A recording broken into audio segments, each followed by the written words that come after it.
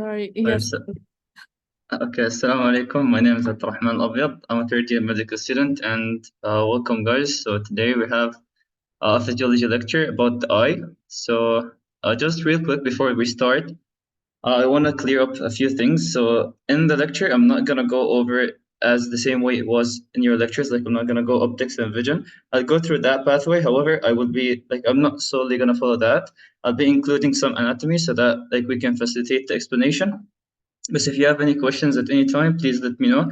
I'll be skipping through some of the anatomy parts since you guys had an anatomy lecture yesterday. But if I was going too fast, let me know. Or if you had any questions, also please feel free to unmute yourself or listen in the chat. All right, طيب. So to begin, first of all, I always like whenever I want to look into anything, I just like to break it down to simple steps. So we said that we have the eyes, right? And what is the function of the eye? The eye is to see things. Now, the only way the eye helps you or that you can see things, think of it in two ways. In a dark room, you can't see anything. In a lit room or where there's light, you can see stuff. So basically, the way you see stuff is going to be through the light, right? So whenever there is light, you can see stuff. And so the brain can't really register the light. So what really happens in the eye is that you need to understand that there's a process that's basically taking the light, and is going to be converting it into some type of neural stimulus or electrical stimulus that the brain can process. And this is basically all what happens in the eye. And what exactly is this barrier that's converting the light energy to electrical energy? It's going to be the retina of the eye, right? So basically, we have light energy that we need to convert. To neural energy so we can see things.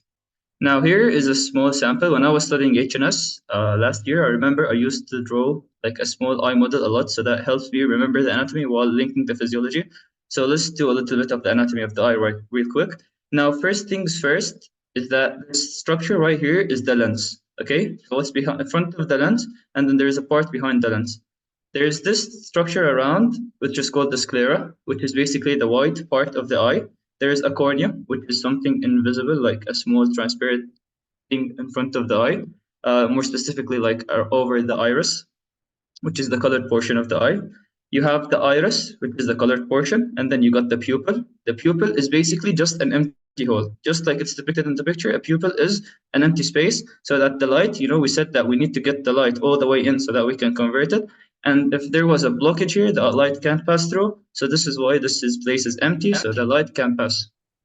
There is a ciliary body, which is basically a collection of muscles and ciliary processes. And then this is a suspensory ligament connecting the ciliary bodies to the lens. And lastly is the retina, which is basically going to be responsible for vision. All right, now here's another picture of some eye anatomy. Now, you guys already know this, so I'm not going to spend much time on it. But let's go into some parts of the anatomy. So basically the outer layer or the fibrous layer. Now, I'm not going to go over the anatomy. I just want to point out a few things right here. I don't know if it was mentioned to you guys or not, but basically the cornea, it doesn't really have pain receptors if you touch on the cornea.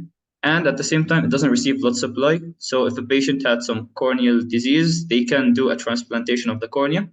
And then there is a part called the limbus, which is right over here. It's going to be between the cornea and the sclera. It helps regenerate the cornea. The sclera is the white part of the eye. Okay. There's for the middle layer or the vascular layer, this part is important for our physiology. Okay. So in the middle part, we have, first of all, the ciliary body. So the ciliary body is made of ciliary muscles. These ciliary muscles are going to be contracting and relaxing, and they're connected to the suspensory ligament, and from the suspensory ligament, they're connected to the lenses, right? So, right, okay.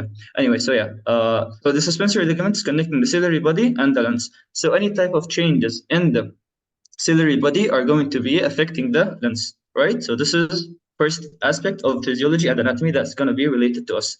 Another thing that we have here is going to be the iris and the pupil. Okay, so in the iris, there are some muscles that can also control the iris. And as you can see, the pupil is basically an empty space, but it forms at the end of the iris. So if this iris is going to get smaller, then we have a bigger hole or a bigger space for the light to pass. And if the iris is going to be like lengthening out, then you have a smaller pupil. All right, so this is also important for our physiology, how the iris is making up the pupil and how the ciliary bodies are going to be controlling the lens size, okay? And then the last part which is also related for some, not really how we see stuff, but just another aspect of physiology, is that the ciliary body can create aqueous humor. And we'll discuss why that's important in a second. It's basically for a glaucoma disease. But this is basically a summary of the anatomy here if you want to go through it.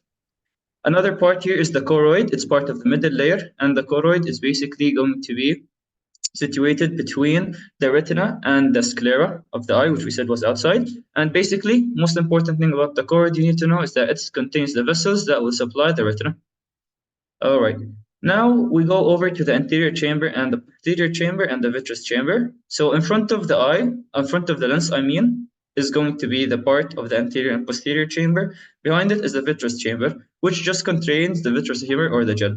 While the anterior chamber and posterior chamber are important because they are going to be the place where you have your aqueous humor.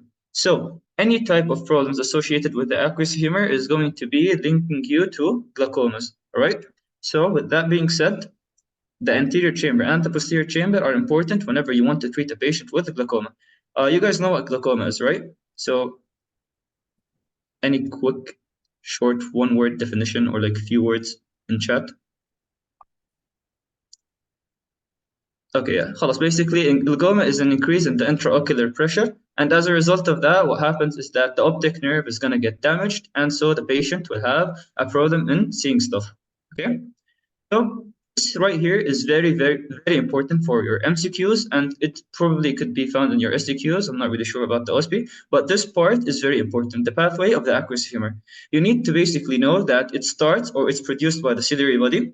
It goes to the posterior chamber, and then it passes through the pupil, because the pupil, as we said, is an empty space. So passes through the pupil so that it can reach the anterior chamber.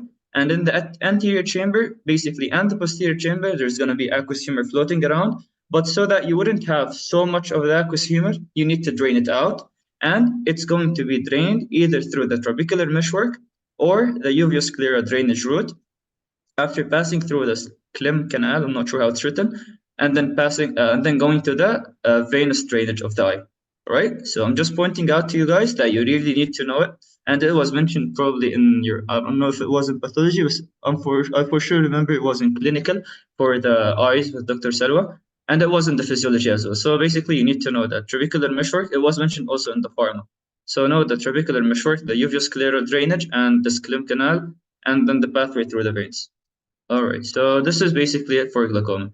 Now, regarding glaucoma, you have two types, the open angle or the closed angle glaucoma. And the main difference in the open angle or the closed angle glaucoma is basically whether there is a closed space here where you can't really see this angle, where you saw this angle where you're draining it up.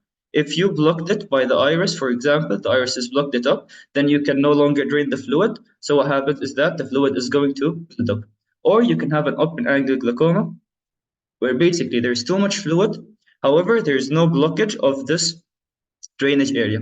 So what exactly might be the cause of an open angle glaucoma? You might say then, basically because there is no type of blockage, it's not really a short or an acute disease. It's more of a chronic disease that takes time to develop, since there is already some space that allows drainage. So it wouldn't drain at the pace that you would love for the eye to drain, because you don't want to build up the fluid. However, there is a slight drainage, and this is why it's considered a chronic disease that takes time for it to develop. All right, and it's often due to some type of blockage that's deeper down in the canal, or some type of problem or maybe like overproduction of the fluid that is causing too much pressure and too difficulty with draining it. However, a closed angle glaucoma, just from its name, since the iris is blocking off the place where you drain it, then any slight increase in fluid is going to be catastrophic and can cause the problems of glaucoma. And this is why it can be acute or it could be chronic. And if it was an acute angle glaucoma, it's actually very important to note that an acute angle glaucoma is an emergency. So if a patient comes with an acute angle glaucoma, it's an emergency that needs to be treated. Otherwise, the patient will suffer from blindness. Okay, so this is basically regarding glaucoma. Now, I'll repeat since one of your colleagues asked me to do so.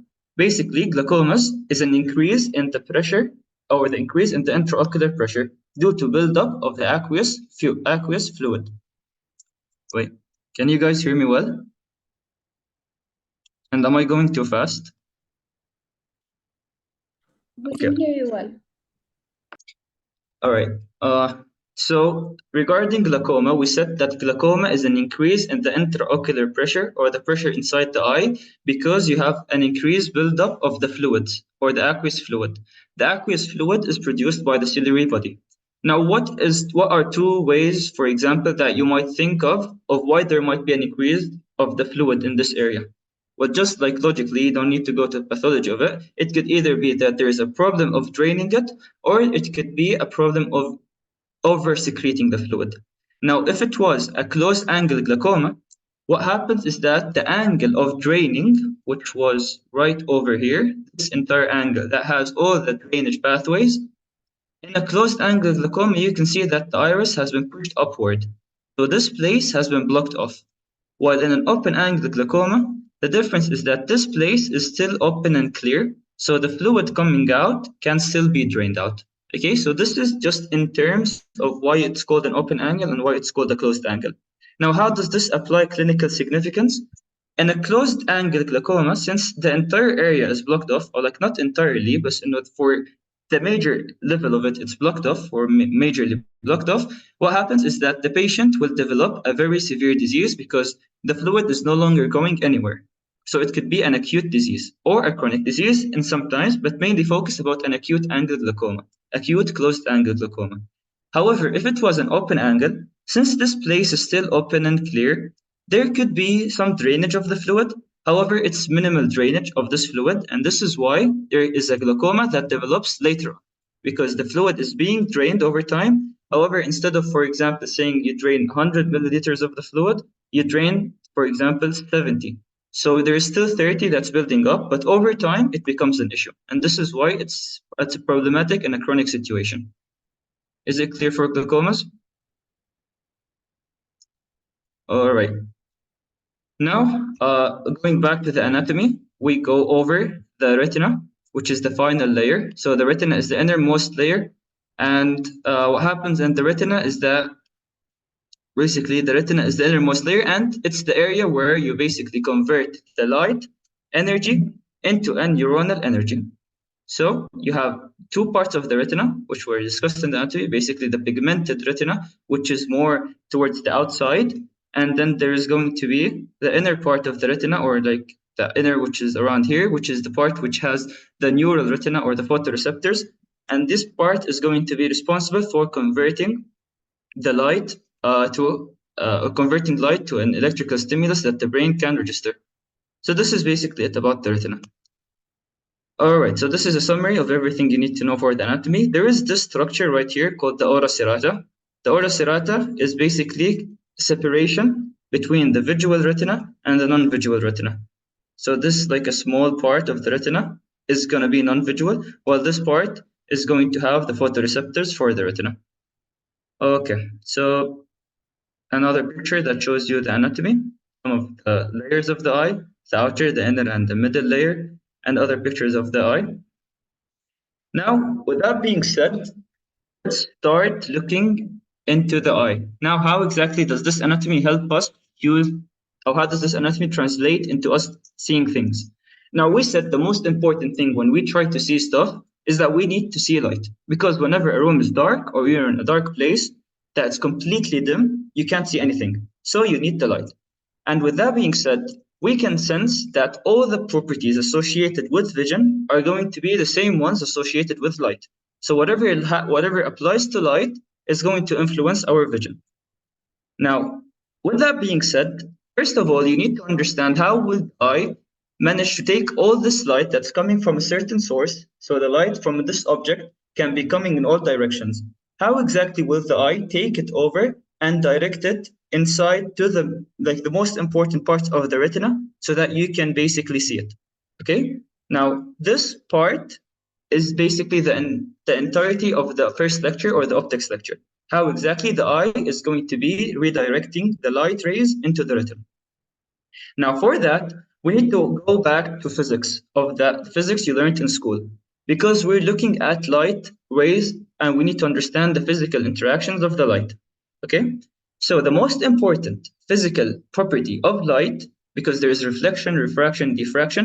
However, the most important one when it comes to seeing stuff is refraction. What does refraction mean? It means basically the light ray, as it's coming from a certain place, it needs to refract or change its pathway. Okay, and this is important when you want to see stuff, because if, let's say, something or light is coming from this way, you don't want it to go all the way right there, because you want it to pass there and then redirect into your eye. And if it's coming from this side, you want it to pass there and then redirect into your eye. So with that being said, refraction is the most important physical property of the light that helps us see things. Okay, because you don't want to say this ray to have it go all the way there and misses the eye. You need it to pass and then redirect itself towards your eye. Okay, and with that, here is an example of, or basically this is how you want to look into refraction. There are two types of lenses that we have. There is a concave and then there's a convex lens. And each lens has its own different changes that it would do to the light. Now this type, honestly, I struggle a lot with concave and convex. So this type of, so I have a mnemonic like later on in a few slides for how to differentiate between them. But this angle, or this, let's assume this is a glass. So this glass is a convex shaped glass, okay? So convex with an X. And this is a light source. Now from the light source, you have the first beam of light. Now what do you need to look at whenever a beam of light is coming out? You want to look at the angle that it's hitting this glass. Now since it's hitting it right in the center, what happens is that this ray of light doesn't get refracted anywhere. Instead, it just passes through as it is, okay? However, a ray of light similar to this one hits it at a different angle, right? So this angle is not a straight angle. So what happens is that the lens or this piece of glass is gonna redirect it through refraction to this point, okay? And then for this ray of light, it's a similar thing. It's going to come out here and then it's going to move into this point. And this property is associated with convex lenses, which is referred to as converging, or basically moving them to one point. And as you guessed, it's probably the opposite thing, the opposite aspect for concave lenses. Concave will diverge or send them outward. However, let's forget about concave for now and focus on our convex lenses. Okay, so you get the aspect of how if it passes through a straight line and hits onto a certain angle, which doesn't really affect the direction, it keeps on moving this way. And okay, so there's an important point here, which is referred to as the focal point, and it's the point where these three lines converge. And there's a focal length, which is the distance from after it passes through the glass till it reaches the focal point. This is referred to as the focal length. All right. Now, what did we do here? Look at this piece of glass. You see how round it is? What we changed here is that we made it more flat. However, it's not a complete flat straight line. It is still curved. However, just that the curve is a little more flattened out.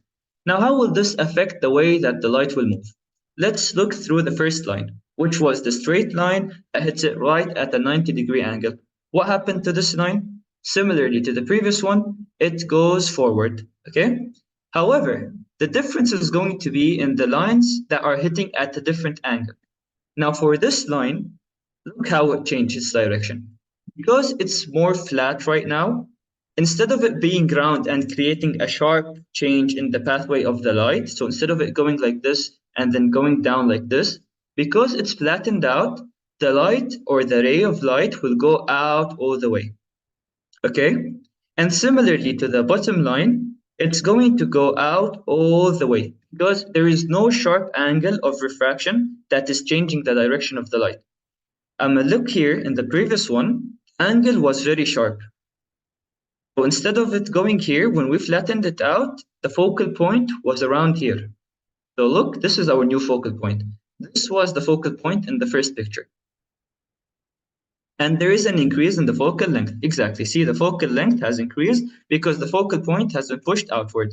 And it's very important to note that this is because the lens or the piece of glass is flattened out. Now let's take another example. What did we do here? Now this time, the lens is more curved compared to the first and the second one. Now since it's more curved, what do you guys expect to happen to the light or to the ray? Is it going to go through a sharper edge or through a more narrow edge that goes farther away? Exactly. So what happens is that we got the first line, which goes through the 90-degree angle, and nothing happens to this line. We got our second line, and this time, as you can see, instead of it going through a normal pathway or a flattened out pathway, it goes through a direct, very sharp rotation or refraction. And similarly here, there's a very sharp angle. And if you look, this is our new focal point this time, and our original focal point in the first graph was over here. So you see how the difference of the curvature of the lens or the glass is going to affect this focal point. So if a curvature was too sharp, it's going to make the focal point too early. If it's too narrow or flattened out, it's going to be too far. And if it's in between, then the point is going to be in between. And this is going to come in relevance when we're discussing how it applies to the eye. Okay, so far I'm not mentioning this information in terms of the eye. I'm just mentioning it in terms of physics that you learned in school. How will the light change its pathway and the physics of the light? Okay, now since we got this point, we got another type of we got another type of glass right here. Now this is a concave lens. Okay, so the previous one was a convex. Look at the shape of this one. It's like this. This one is an opposite shape. Now how does this affect the properties of the light? Let's take through the same example. We got this ray of light coming in, hitting through a 90-degree angle. So since it's a 90 degree, there's no angle of curving it, so the line stays in the same direction. However, this line comes in and hits at this angle, but it goes outward. Okay, so if you can imagine the shape of it, like see this glass, it's hitting it from inside and it goes outward, while this one hit it from outside and it goes inward. Okay, so look how it goes outward. Look how this one goes outward. So concave lenses have the ability to diverge the light away. There is no focal point where all these lines meet. The only place where they could have been the same area, which is basically the light source. However, once they're released, there is no place where all these light sources are going to meet. They all diverge outward in different directions.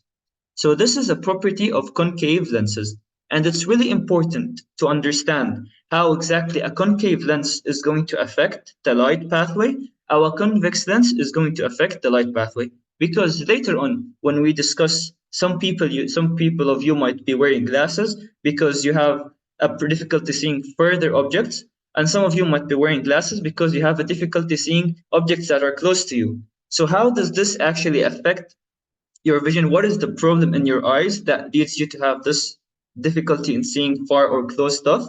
And what type of lens would you want to use to fix that? Would you want to use a convex type of glass or a concave type of glass?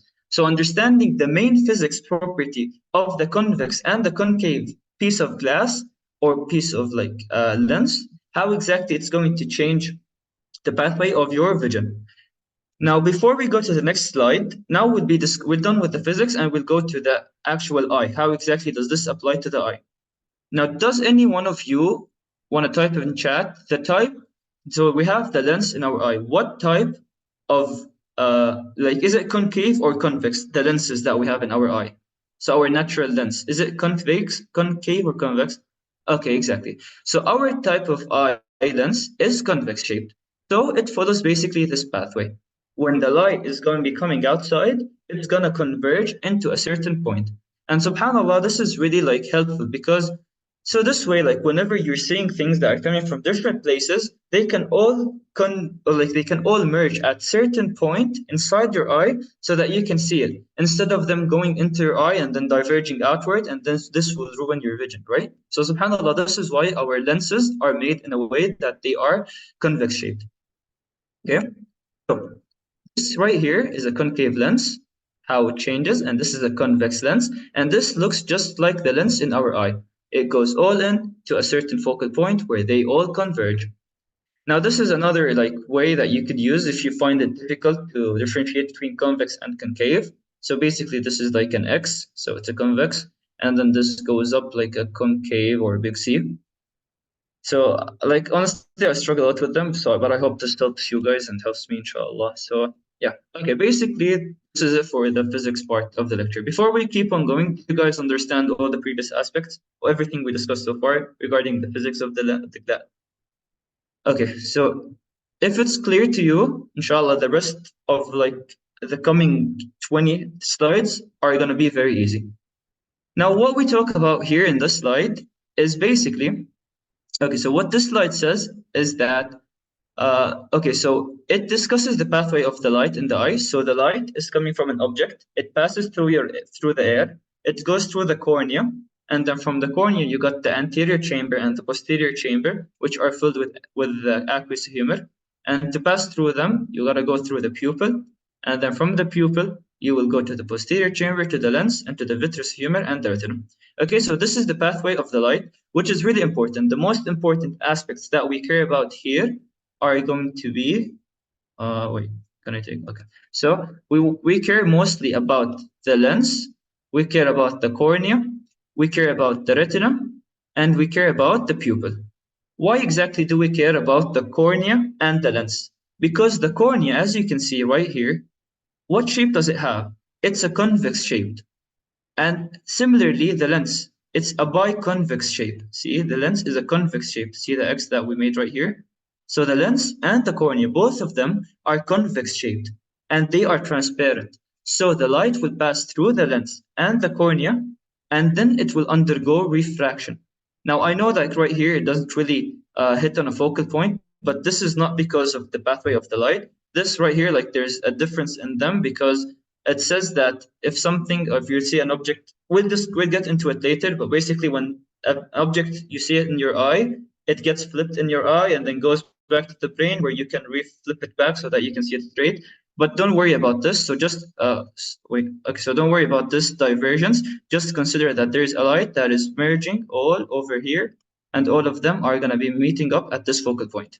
Okay, so the lens and the cornea are very important for the refraction aspect. Why is the pupil important to us? Because the pupil is this empty space that allows the light to pass. If the pupil was closed, or if the pupil was opened up, this affects the amount of light that we can have passing into the eye, right? If it's closed, then less light can pass through. If it's in a wider space, then more light can pass through. And lastly, why do we care about the retina? Well, obviously, because the retina is going to be responsible for allowing you to actually see things. All right.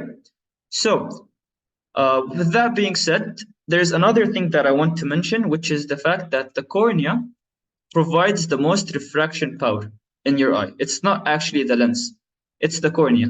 And why is that? Because basically, for refraction to happen, you need to understand that there is a change in medium, so or the change in space that the light is traveling. So first it was traveling in the air, and then it passed through a structure called the cornea.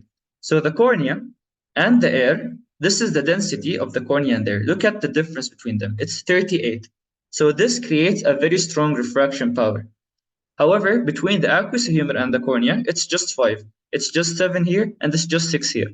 So this is why the cornea creates the most refraction power, and at the same time, the barrier between the cornea and the air specifically, and not the cornea with the anterior chamber, it's the cornea and the air barrier that creates the most refraction.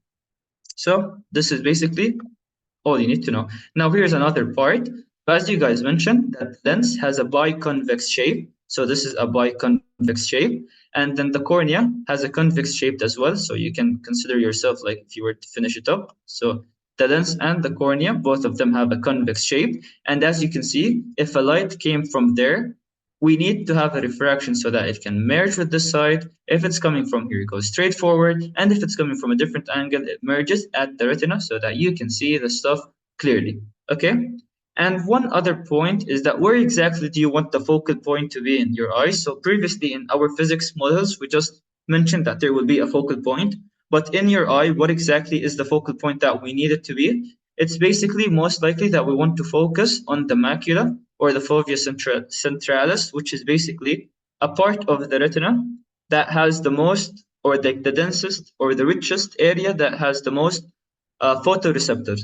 So if it has the most photoreceptors, then it's going to be the best at visualizing things. And we'll get to that part later. But mainly our focal point is going to be the macula and the fovea Okay, my mouse cursor. Okay, so yes, our focal point is going to be the macula and the fovea centralis. And from the anatomy, the fovea centralis is not a different structure; it's part of the macula.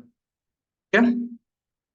Now here is where things get a little like interesting. Okay. So we said that you're going to be seeing light rays from a source. Now, of course, not everything is going to be from a certain source that goes to your eye, right? You have some objects that are close to you, such as, for example, this pen is close to me, and then I have this pen which is now further away from me. So how exactly does an object being close or an object being far affect the way you see objects, or how does it work on your eye? Now, here's what happens. If an object is close to you, okay, so here, if an object is close to you, let's imagine that, okay, let me get the pen. So let's imagine that this right here is the light source, okay? If an object is close to you, you can consider it coming immediately and going through a very strong, if an object is close to you, no, if an object is close to you, forget that. So if an object is close to you, you can think about it as it has a very long distance to move compared to the normal distance, right? Because an object it just sent out the light source. It just sent out its light source, and the light source has so much energy, so it's passing through a very far distance. So instead of the lens and the cornea diverging it into the focal point, it has so much energy since it's very close, so it goes to an even further point away. Okay? While if it was further away from you, if it's a far object, then it has already traveled through a very long distance till it reached your eye. So already the energy is tired, the light energy is tired, so immediately a small curvature by the cornea and the lens will end it at the focal point that is considered early, because we need it to be around here. And here we need it to be over here. So what happened in that, since it's very close, it has so much energy, so it goes further away. Well, if it's very far, it lost all its energy coming to you, so it converges at an area that is considered more outside of the eye. Okay, so is this clear so far? Because the next part, if you guys get this, you're gonna have to answer my next question. Okay, now let's forget about the far object for a second. Let's think of this near object. Now, you guys know two properties that I mentioned to you, which is that if a lens or a piece of glass is made more round, or if it's made more round with a stronger rounding, what exactly will happen to the light? If it's rounder, is this why we see less, because not all of it reaches the retina?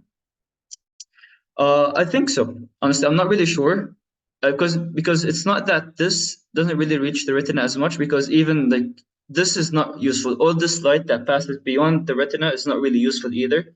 So I'm not really sure if this is why it affects or how, or if it's the cause. But it could be because maybe the light source doesn't even reach the eye itself, you know? Maybe like it is too far away that it doesn't reach. And this is why the further the object is, you can't really see it, because it lost all its energy on the way. But let me go back to my question to you guys. Okay, so we said that if a lens or if a glass is made more round, what will happen to if it's curvier, then it compensates for the longer distance it travels. Wait, let me just finish my point because I want to get it through and then I'll answer your questions. Okay, if we said that a glass is made more round, what happens to the light rays? Will they converge at an early point or at a later point? If the rounder is a sharper angle, so a stronger reflection. Exactly.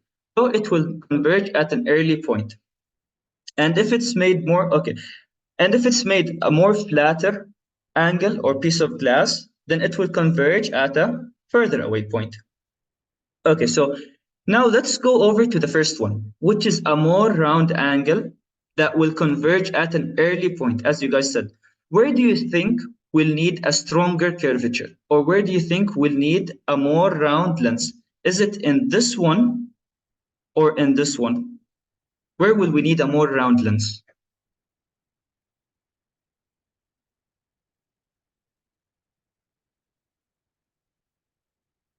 Exactly. As you guys said, it's in the left one or in the near object. Because the main issue in this one is that it's going further away. So if we change the lens so that it can converge at an earlier point, so instead of it, for example, if it was a normal light and we made it converge early, then we'll have it converge here. But since it's a further light and we made it converge early, this time it will fix itself at the right position. So we need to fix this problem or a near object so that we can see a closer object to you. What you need to do is you need to change the length of your eye to be more round so that you can have a stronger curvature. Okay, now let's go to the other part here. If it's a further away object, okay, what type of lens would you need? Would you need a round lens or a flat lens?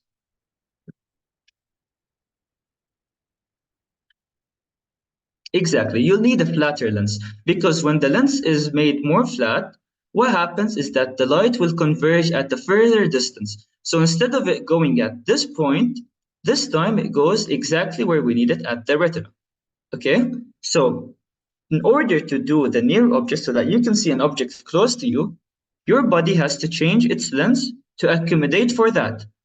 And if you want to see a farther away object, your body has to change the lens to accommodate for that. And the change that the lens is going to do is exactly what you guys said. For this one, we need it to be more round, and for this one, we need it to be more flat.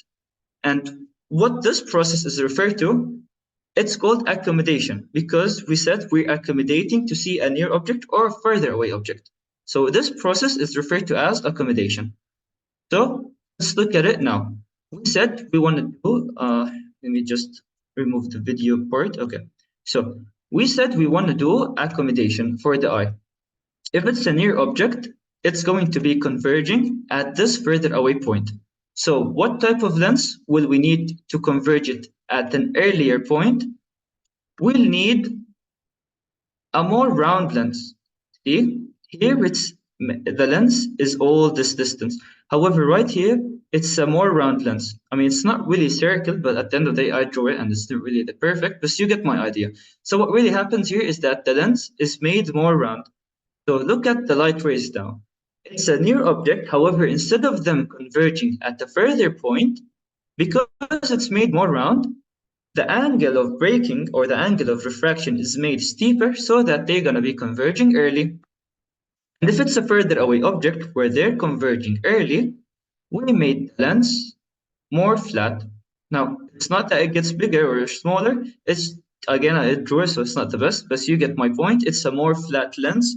So what happens is that they will converge at the further away point, which helps you see the object better. And this is all you need to know, or not all you need to know, but this is the most important aspect about accommodation. An object that is near to you, an object that's far to you, and how exactly will you do that? Okay, so look, for example, here. If it's a further away point, it was made more flat so that it can converge at the right position. And because it was a near object, it has so much energy, it wants to go so much behind. We made it rounder so that it doesn't have the chance to go behind the retina and it can converge at the right point again. And this is basically accommodation. So, okay. Now the next point is how does the accommodation happen? Basically, we said that it's the change in the lens. Now, the lens, we need to make it rounder or we need to make it flatter. Now, what exactly is changing the shape of the lens or controlling this aspect of the lens? Look at this picture. There is only one thing that is connected to the lens.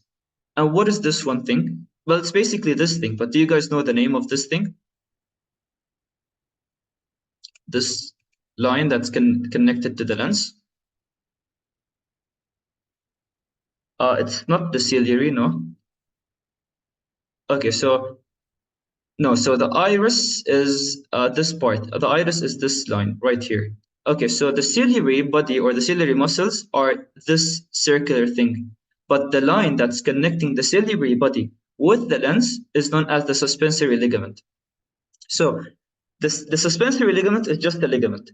And like if you said ciliary, you're not really wrong because at the end of the day, the muscle is the ciliary and the ligament is connecting the muscle with the lens. So if the muscle is contracting or relaxing, it's basically pulling or stretching out the ligament so that it changes the lens. Okay? I'm gonna just make it easy to you. Basically, you have a ciliary muscle. The ciliary muscle contracts or relaxes to change the shape of the lens. What happens if it contracts? What happens if it relaxes? We'll discuss that right now. If it's a near object, the lens should become more round, so the ciliary muscle is going to contract. Now, if you just want to memorize it, it's right there. However, if you want to understand this so that maybe you got confused in the exam, how exactly you want to think about it is basically when you contract a muscle, just imagine you're thinking about your biceps muscle, okay? So if someone is looking at his biceps muscle and then you try to contract the muscle, instead of the muscle being like in a long shape of the muscle, when you contract it, you get this bulge of muscle, right? So this is what happens when you contract the muscle. So if I'm contracting a ciliary muscle, I'm not really stretching the muscle out. If I'm contracting it, I'm making a bulge of the muscle.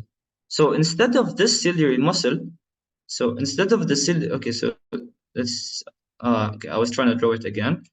So this is the ciliary muscle, this is the suspensory ligament, and then this is the lens. Okay, so instead of the ciliary muscle being stretched out, it's contracted and being pulled in together. So it's basically taking up more space. It's contracting itself, just like you contract your biceps muscle. So if it's contracting, look what happened. It took over the space of the suspensory ligament. As a result, the suspensory ligament no longer has to be stretched. And if it's relaxed, then it's no longer pulling on the lens. So if it's no longer pulling on the lens can become more round. You get it? Do you get how exactly it happened? So if it's contracting, it's making a smaller space, so the ligament has relaxed, so it's no longer tensing and pulling on the lens, so the lens is made more round. And if you understand that, then this is exactly the opposite of what happens in this part here. When you relax the ciliary muscle, you're basically stretching the muscle out. So if you're normally relaxing your arm muscle, then think of your bicep as it's a relaxed muscle. So if it's relaxed and pulled apart, so instead of it being like this, the muscle is going to be around like this shape, and then the lens is over here. So the muscle is not really it's not helping the suspensory ligament cover this distance. Instead, the ligament is being pulled apart by the muscle and by the lens. So as a result, it's going to be pulling on both of them. And what happens is that the lens is going to be made flatter because it's getting pulled on by the ligaments. So do you get this part? Relaxing the muscle. Now, if you don't really need to understand it this way, you can just memorize it. But in case you got confused, and you can understand it in this aspect. Can I do the far one again? Okay. So we said that in the far object, what happens is that you have the ciliary muscle, right? Which is connected to the ligament and the lens. Now, in the further away object, we want to make the lens more flat. So basically, you want the suspensory ligaments on both sides to pull on the lens so that it can become flatter. Because if it's not pulling on the lens, then the lens can just round up. So like just imagine the lens in here. If it's not pulling on it, it can round up. But if you pulled on it, now it's going to have to become flattened out. How exactly do you want to pull on it? You want to use the help of the ciliary muscles. If the ciliary muscles are contracted, then they create a big bulge of muscle, which is basically making the ligament a very relaxed ligament, and it no longer pulls on the muscle. So this right here creates a round lens, which can be seen in this example. However, in the further away object, the muscle contracts, so it becomes smaller on both sides, and then it pulls on the lens, on the ligament, which pulls on the lens. So now what happens is that the lens is being pulled apart by both ligaments. And this is why it becomes flatter, which was seen right in this model. See, the muscle here is being pulled on by the ligaments, the lens. However, in this one, the ligaments, not this one, but this one here, basically the ciliary body is around this place, so it's not really pulling on the lens. Do you get it? I think there is a picture I put. Oh wait, no, it's just a summary. But I'm not really sure if I have a picture. But do you get this part so that we can go to the next slide? I can repeat if you didn't get it. But basically, here's a summary. So if it's an object is close to you, you contract it so the ligament slacks and then it becomes rounder, so you can refract with a stronger angle. And if it's far, you can relax it, make it tighter, thin, and less refraction. Okay, so basically, as I told you, this is the most important thing here. is the change in lens. Now, there are two other things mentioned in the slides regarding accommodation, which is basically convergence of the eye and the changes that happen in the pupil. These are not really as significant, however, just know them, and they're not really as important, they're not really as difficult as the accommodation part. And another thing about them is that they only happen when you are trying to see near objects. So if it's a further away object, you don't really have these changes happening.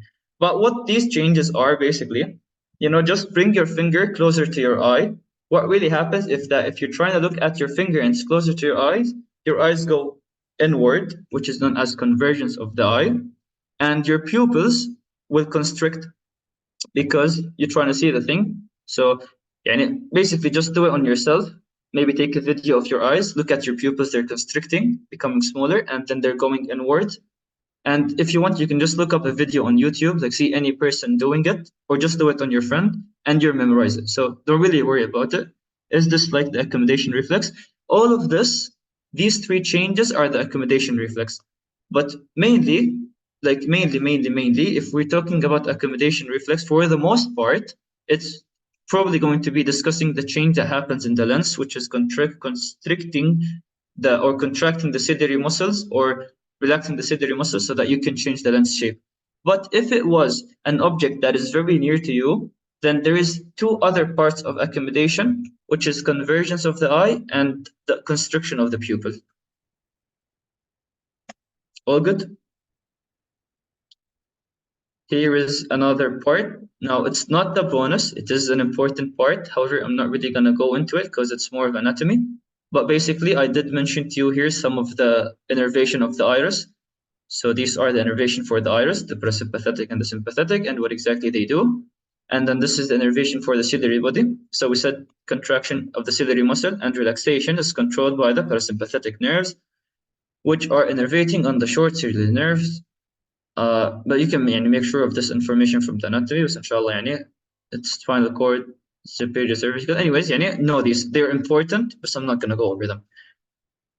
All right. All good. Can we go to the next part? Because now we'll talk about diseases.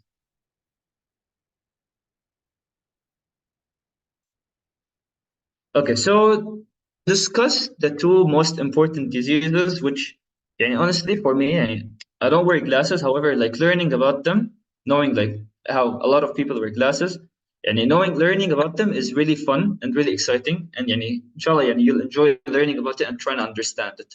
So what really happens here is that we're talking about why some people wear glasses, why some people can see a close object but not a further away object.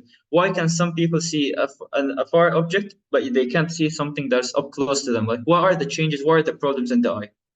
Now, these are two diseases, hyperopia or myopia. The way I remember them is, how from first year, like everything hyper is considered too much, too active. So if something is hyper, to me, I think of it as being too much, so it's like too far. So this is how I try to remember, like hyper is too much, so too far. So it's farsightedness. And if it's farsightedness, because it's too far, then farsighted, because you can sight the far stuff. So you can see the far stuff. And at the same time, since it's hyper and too far, the focal point of it is considered a further away focal point. So look at hyperopia right here. It's hypermetropia, there are different names of it. But for example, the focal point is farther away. You can see far stuff, and it's referred to as farsightedness. This is how we remember it.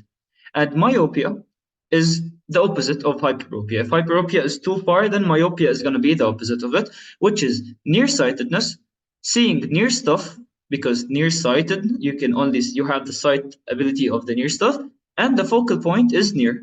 So this doesn't really explain the disease aspect of it, but this is just how you can remember the name of it. Okay, because at the end of the day, if you can remember the name and what it causes, this is the most important thing. But how exactly it happens? Now, honestly, it's really important regarding these two diseases. Why do some people have short-sightedness? Why do some people have far-sightedness? And I mean as important because it can be in the exam. It could be in the MCQs or it could be in the SAQs. So it's important, okay? Now, hyperopia, basically, normally we said that there's an accommodation reflex of the lens, which allows you. So for example, if something is too far away, then the lens is going to become more round and accommodate to that so that you can see it properly. And if something is too near, or like a lens point right here, then the lens is going to change that to make it further away, right? Now, what exactly is happening here is that it's a disease. So at the end of the day, the patient has some problem that doesn't allow them to, like the accommodation itself that they're doing is not really fixing their problem. Now, most commonly, the most common causes of hyperopia is the eye is going to be too short. The eye of the patient is too short, like the eyeball itself is too short. While the myopia, the eyeball is considered too long. Now, you don't really have to memorize it at all, so you can think about it in a way. Since hyperopia, the focal point is far, this means that the eye must be small. So to that, if the eye is smaller, then the focal point has a higher chance of being further away, right? If the eye is too big, then the convergence itself will no longer reach the retina, so it's considered in a near point. So this is what happens in myopia. So you can just memorize it, or you can just think about it as the eye being too short, so the point is too further away, or the eye is being too long, so the point is merging early. Okay, so do you get what exactly happens with the disease? Now I have a question for you guys. If a patient has myopia, okay, let me clear up the drawings so that you guys can answer the question. If a patient has myopia, where the merge point is on a near spot, okay, and you want to give them glasses, you're their doctor and you want to give them glasses, will you give them a convex type of glass, which is like this, or a concave glass, which is like this? So this is the concave or this is the convex. Say right or left. Now, if a patient has myopia, will you give them the concave or the convex?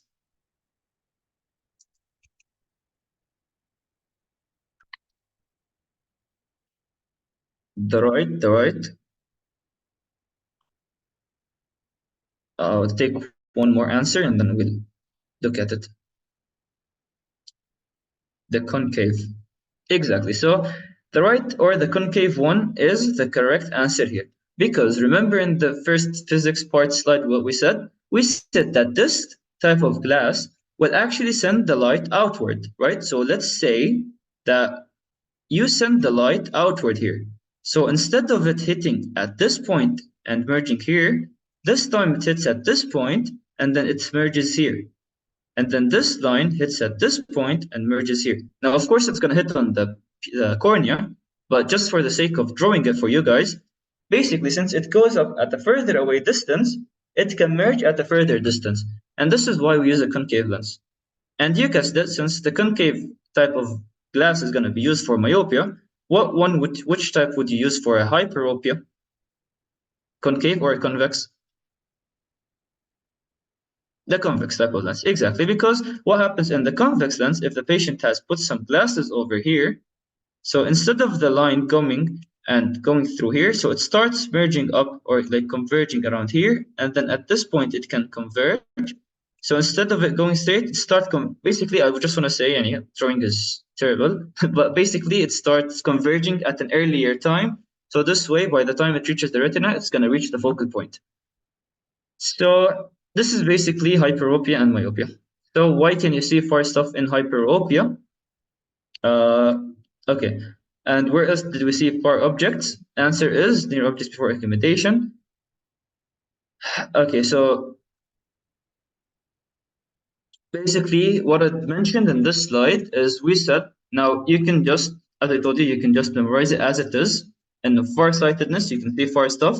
But if you want to go to like the physics or the physiology of it, why exactly if someone has farsightedness, why do they see, like if someone has farsightedness, where the focal point is far, why do they see further away objects and not closer objects?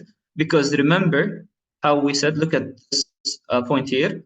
Remember how we said far objects have already lost their energy, so they're converging at an earlier time.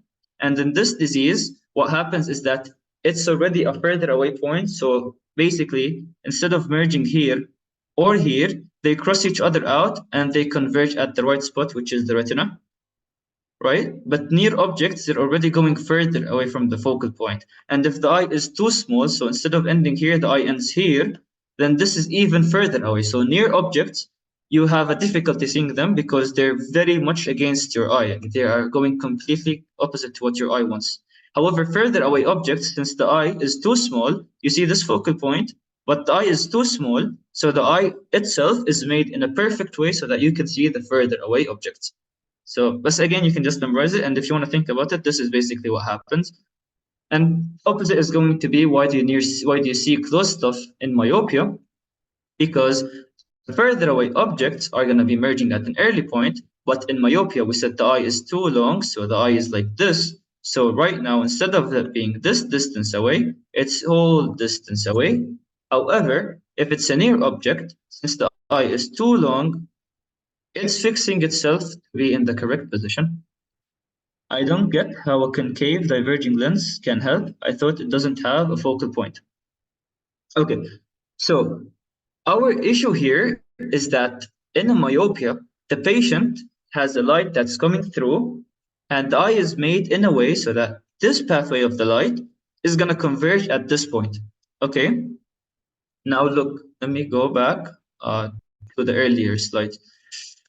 Okay, so in this point here, we said that a concave lens, what it does is that it opens the light outward.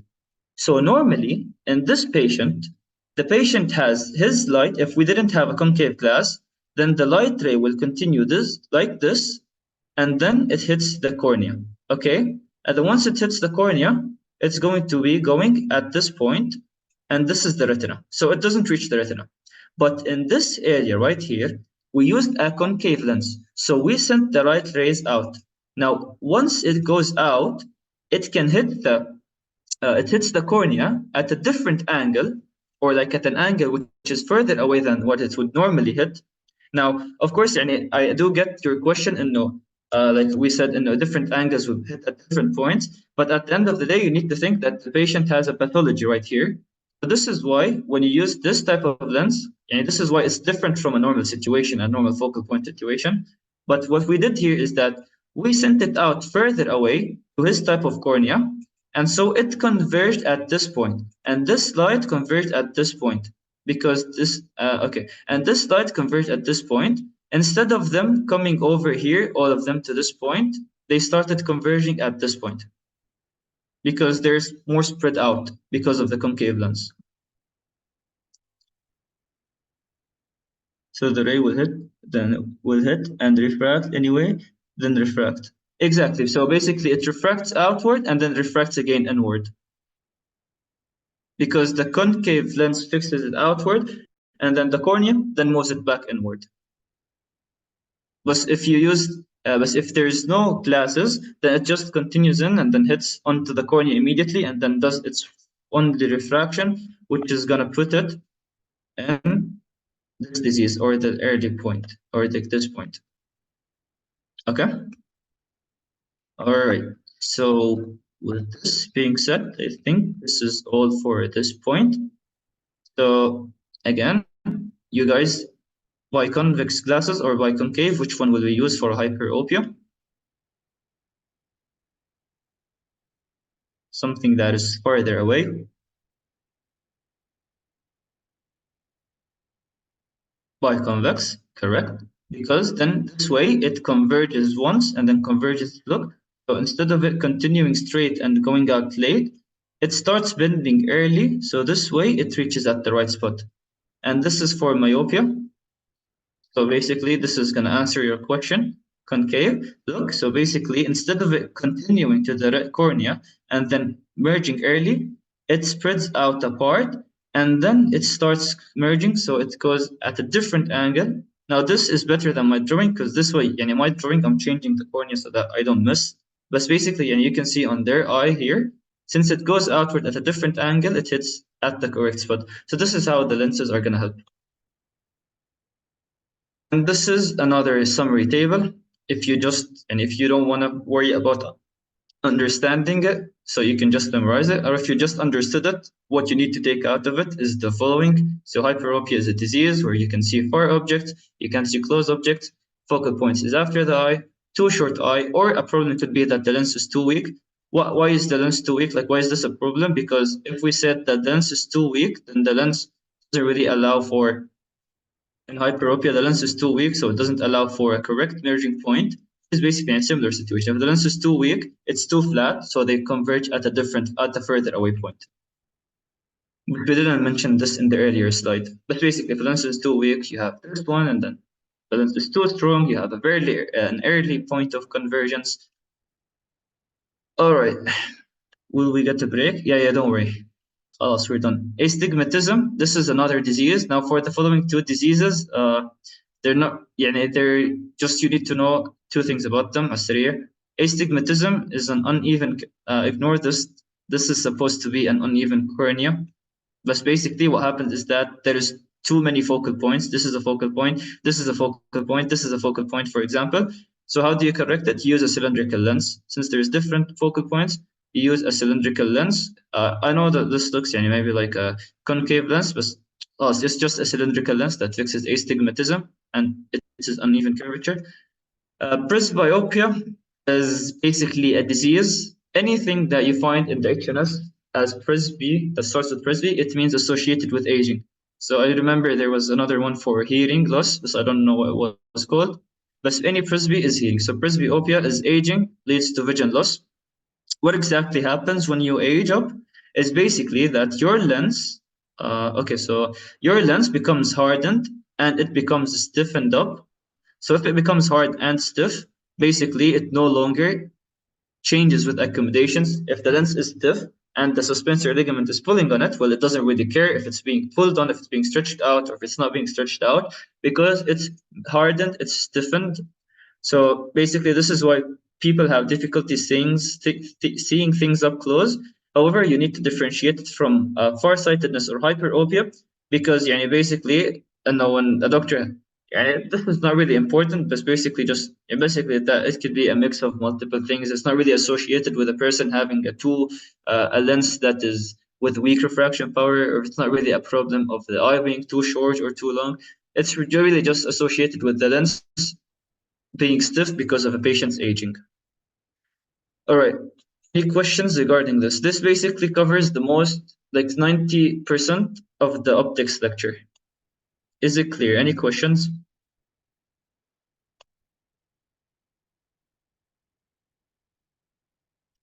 Okay, would you guys like a small 5-minute breaks? I think it's better to take a break now because the vision lecture is a little more dense. But again, regarding vision lecture, what you guys will have to go through is that I'll be explaining to you the physiology of it. But at the end of the day, the physiology is just for you to understand it. But if you just want to memorize it, for the eye itself, and you can just memorize 2 things for every part. But understanding it might be a little tough. But once you understand it, you can just memorize it. But I'll have both for you guys to look at. If you have any questions, let me know. But I think let's take a break now so that you guys can rest, or we can continue in. What time is it? We can continue in 5 minutes, I guess. At 6:12.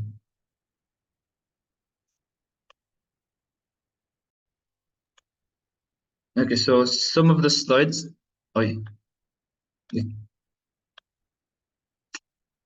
Okay, so I just put some of the slides that you guys had in the lecture for the sake of completion. I highlighted some of the stuff that might be important, but we went over them briefly. We mentioned the most important thing about them.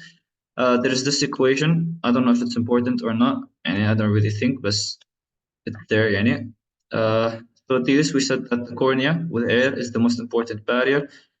This is the difference of the media and the curvature. Visual acuity for this part is this, which is, ignore the red. Okay, so there's this, I put a star on it because so these total blindness especially is really important and it's really important, you should know it. The no light perception aspect of it, this is what refers to as total blindness. Legal blindness and the other forms of blindness are also important to know, but the most important one is total blindness. There's physiological and pathological refractive errors, which are normal errors in refraction. It's not really diseases. So diseases are these ones, but these ones are normal in every human. Basically, spherical aberration, what it says is that since the cornea or the lens is not a complete circle, not all the points are going to be merging at the specific exact one focal point. There's a slight differentiation or slight variable in the focal points. For the chromatic aberration, it says that since different colors have different wavelength, so different colors will have different focal points. And for diffraction, it's basically since that we said iris, or the pupil, the pupil is an empty border or empty line or empty space. So the light wave can hit on the borders of the pupil, which can create a diffraction. So this is another thing that can be seen. So this is for accommodation. We said the most important thing is the lens changes. This is for aqueous humors and for glaucomas. Okay, so now we can go to the next part, which is the physiology or like vision, basically. So we said so far we discussed that there is light. Light is coming out from a source or an object. It goes to your eye. Your eye takes this light and it needs to convert it to some neuron or neurological stimulus or energy that can be understood by the brain, right? And we said that this is going to be done by the retina. However, there is something that, and honestly, when I first learned about it, I felt it was really something special and subhanAllah. So basically, you know how we said that the light is going to be coming into the eye, right? So some of the light, what happens to it is that it doesn't go through the pupil or this empty space. Some of it is going to hit on the iris. Some of the light, when it goes through, it doesn't really go to the retina. It goes to a different place. So like what exactly happens to this light? Like what happens if a light just hits on your iris? Or what happens if the light hits inside your eye, but it doesn't really go to the retina? So what's really special about it? How does the eye? So what's really special about it is that you know how your iris is colored, so that every person has a different color for their eyes. It's not really just something for just to say, oh, my eyes are blue or my eyes are brown. It's actually because the color of the eye, this color or this pigment, is going to be absorbing the light. So any light that doesn't pass through the pupil is going to be absorbed by this pigment. At the same time, inside the eye, there is the choroid, and then there is the non-visual retina. All these, what they do have is a pigment as well. There is melanin in the choroid, there is pigments in the retina. All this pigment inside your eye, it's actually to absorb the light, so that any light that doesn't make it to your retina doesn't just go around bouncing on your eye, it doesn't get reflected, refracted. So this is really special. Like why do we have colored eyes? Why do we have colors? Why do we have pigment in the eye? It's actually because it wants to absorb the light that didn't make it through. Okay. Now the next thing we're gonna be discussing is basically the physiology, the tough physiology part. How exactly the light is converting, how exactly the light converts light to neuronal energy. Now, I went over some anatomy again, but we mentioned it earlier, but I'll just touch upon a few things here. First of all, is that the macula, you know how, one second. Oops. Okay, so yeah, so we said that there's the retina is going to be having the photoreceptors that are going to be picking up the light. We said there is a macula and the fovea centralis, which is a small part inside the retina, which is going to have the most density of photoreceptors. So since it has the highest concentration, it's going to be responsible for sharp, detailed vision. And it's kind of like our focal point when we try, like, subhanAllah, it's the focal point of the eye when it basically tries to direct the light inside. Okay, so the macula or the fovea centralis specifically. Another thing that we have is the peripheral retina, which is around here. So peripheral retina, it helps fill in the peripheral vision. So if some light is coming in around here, you can see something from this part of your eye, you can see something from here, and then you can see something straight through the center on the fovea or from the peripheral retina. And then you have the optic disc. What I want to note, which is really high yield, is that the optic disc, there is no photoreceptors. Look, there's nothing. The red is photoreceptors, there's no red around here. So the optic disc is referred to as the blind spot, okay? So the optic disc is referred to as a blind spot. And here's another picture that I put for you.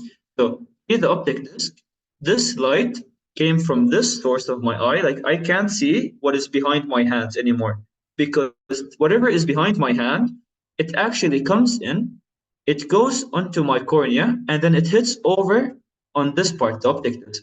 And this is why you have a peripheral vision that basically ends at this area. Because beyond that, you have the blind spot, which basically doesn't allow you to refract or doesn't allow you to absorb the light. Okay? Wait, just let me move this here. So, okay. so that I can look at. Okay. Anyway, so now another I'm just mentioning these now just to keep them in mind for when we discuss the physiology. But basically, we said that the retina, it has a pigment layer. So okay, now this is really important. Might be confusing at first, but whenever we say in the eye, anything that is outer and anything that's inner, basically it's referring to an outer part. Is that an outer refers to like more outside, you know, outside as in back. Okay, so outer refers to what is behind your eye. It's not really outside, which is outside to the environment. This is referring to inner because, okay, so the retina, the innermost layer is the one inside the eye. The outermost layer is the one going to the internal part of your body. So just like don't confuse yourself. So if I'm saying the photoreceptors are the outermost, what this means is that they are going to be all the way back facing my brain. Okay? When I'm saying the ganglion neurons are the innermost, it means they are more outside toward my eye. So look right here, the ganglion cells are the first cells which are more towards the outside. The outermost is actually the photoreceptors, which are like more towards the inside. So yeah, just don't confuse yourself with this part. Okay? بس ما علينا من this part. Okay, now what I want you to know is that the three most important cells when it comes to allowing you to see is the photoreceptors, the bipolar cells, and the ganglion cells. And I want to note, which is, look how the light comes in. It's not the first cell that faces the light that absorbs the light. The light passes through into the like the outermost or the innermost. Let's just say innermost for now, for like the sake of us understanding. This innermost, the photoreceptor, which is like the most deeper type of cell, it goes to the photoreceptors and then it goes back outside. Okay, so can I have a pointer? Okay, so it goes to the direction of light goes to the most deep cells, and then it goes back outside to the ganglion cells. Photoreceptors are the cells responsible for taking the light. The ganglion cells are responsible for creating the optic nerve, and the bipolar cells are going to be connecting both of them. Okay, so it takes a U-turn. Basically, exactly. They take a U-turn. So it goes all the way in and then takes a U-turn and goes back outward. Okay, so and lastly is that the axons of the ganglion neurons, of course, it's not one neuron. You have so many neurons in your eye, all of them join together to create the optic nerve. And this is here another picture. So you see how the light, it hits here. It doesn't go to this cell. It goes all the way in to the roots and the cones, which are the photoreceptors. They absorb the light and then it goes back outward. And then once it goes out, right here is the optic nerve or the ganglion cells giving up their synapses, which will create the optic nerve. So they come here and then they go outward to the optic nerve. Okay? All good? Now here is another slide that mentions the cells of the retina. We said that the most important ones when it comes to our understanding of physiology are the photoreceptors, which detect the light, the bipolar cells, which connects both of them, and the ganglion cells, which create the optic nerve. However, there are two other cells that I don't want you to worry about now, just know them later. Basically, you have the horizontal cells and the amacrine cells. What these cells are doing, as you can see, is that they are basically connecting between the main three cells. So if we look at the text, you have the photoreceptor cells acting on the bipolar cells, acting on the ganglion cells to go to the optic nerve. You have the horizontal cells and the amacrine cells, which are going to be allowing for communication between the cells. Now, we also mentioned this, but I really don't want you to worry about it now, but it is going to be later on when we discuss, and just remember it come back to it later on. Thus, just for now, photoreceptors, bipolars, and ganglion cells. All right, let's start diving deeper into each type of cells. Now, the most important one of these cells is going to be the photoreceptors, because it is the one responsible for converting the light into the stimulus of the brain. Or it's not really converting it, but it's basically the one absorbing the light so that we can start this whole process. So photoreceptors, they are converting this light into like an action, not them, but through the process of photoreceptors and bipolar and ganglion cells, we end up with an action potential that goes to the optic nerve that goes to the brain. Okay. Now there's rods and there's cones. So this is a rod and this is a cone. There are differences in these photoreceptors, and I'll basically tell you some of these differences. Now the cones, the way I remember it, or for like when I did the HNS, so see the C in cones, I use this C to remember that the cones are in the center and they are for color. So the C is for center and color. And if there is color that's going to be seen by the cones, means that they are, they're detecting the details. They're able to detect the colors. They're detecting the details. And since they're in the center, they're also going to be responsible for central vision. And what else did we say was in the center? It's the macula and the fovea centralis. And we said they're responsible for colors. So the cones actually have the red, green, blue, which are the three primary colors, RGB. So the red, green, blue cones, each of them is responsible for like taking a certain wavelength of colors. And the way that I figure out that, oh, this is orange, or this is blue, or this is red, for example, is that basically when the light comes from something colorful, it activates the red, the green, the blue at the same time. And when all of them are activated, there's going to be a difference in wavelength based on the one accepted or the one that's absorbed more to basically tell you about the colors. And this is the last part that I want to mention, is that these cones, they're not sensitive to light. What this means is that not a small amount of light is enough for them. They need a lot of light. And you can actually, like, instead of just memorizing and confusing yourself, you can think about it. If I want to tell that something is this color, I need it to be really bright. Like, the more the light I have on something, the more that I can differentiate its color. And so I need more of the brightness. So this is why they're not sensitive to light. And the fact that for the cones, like each cone gives off one ganglion or ganglion cells. We said the cones bipolar ganglion cells. So each cone gives off one ganglion cell. This allows for fine details, because remember how in neuro we said when the receptor area is small, then you are more able to detect fine touch than, for example, somewhere around your hand here where the receptor area is big, so I can't really detect fine touch, right? However, on my fingers, since the receptor area is small, I can detect fine touch. So this is regarding cones, and this is why they can do their following properties. Now for rods, it's kind of the opposite. Basically, it's in the periphery around the macula and fovea, which allows for peripheral vision. It's a gray scale of vision, and it's sensitive to light. What this means is that a small amount of light is enough to trigger it, and you can think about it as you don't really need to see colors, so you don't really need a lot of light. And since it doesn't really want to pick up on the details, so many rods can activate one ganglion cell.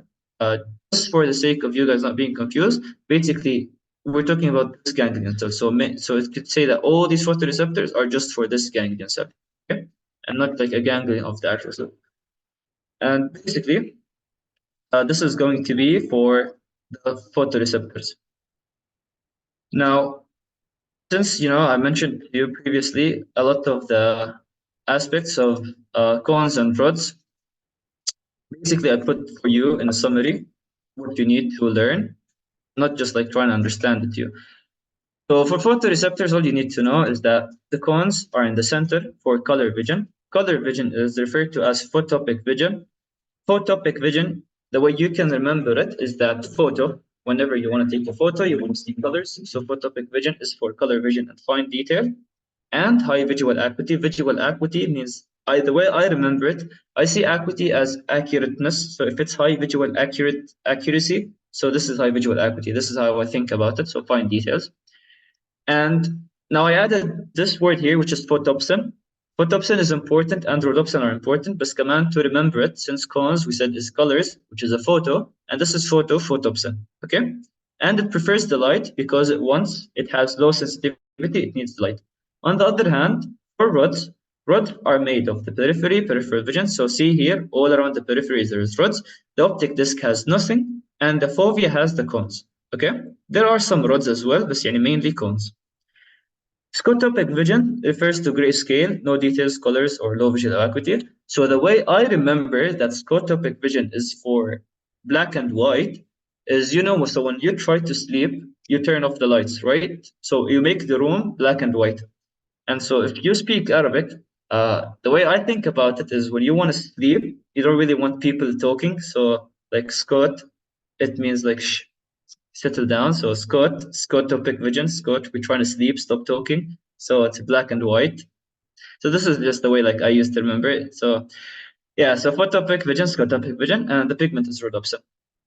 Now, I did also mention here that rhodopsin and photopsin are made of retinal, which is vitamin A and opsin. And I don't really want you guys to worry about these for now. You can go back to them later on when we finish, but I'm just mentioning them now so that if you go back later on to them, we can understand them. Okay, so okay, now let's go to actual physiology that we can explain and that we can understand together.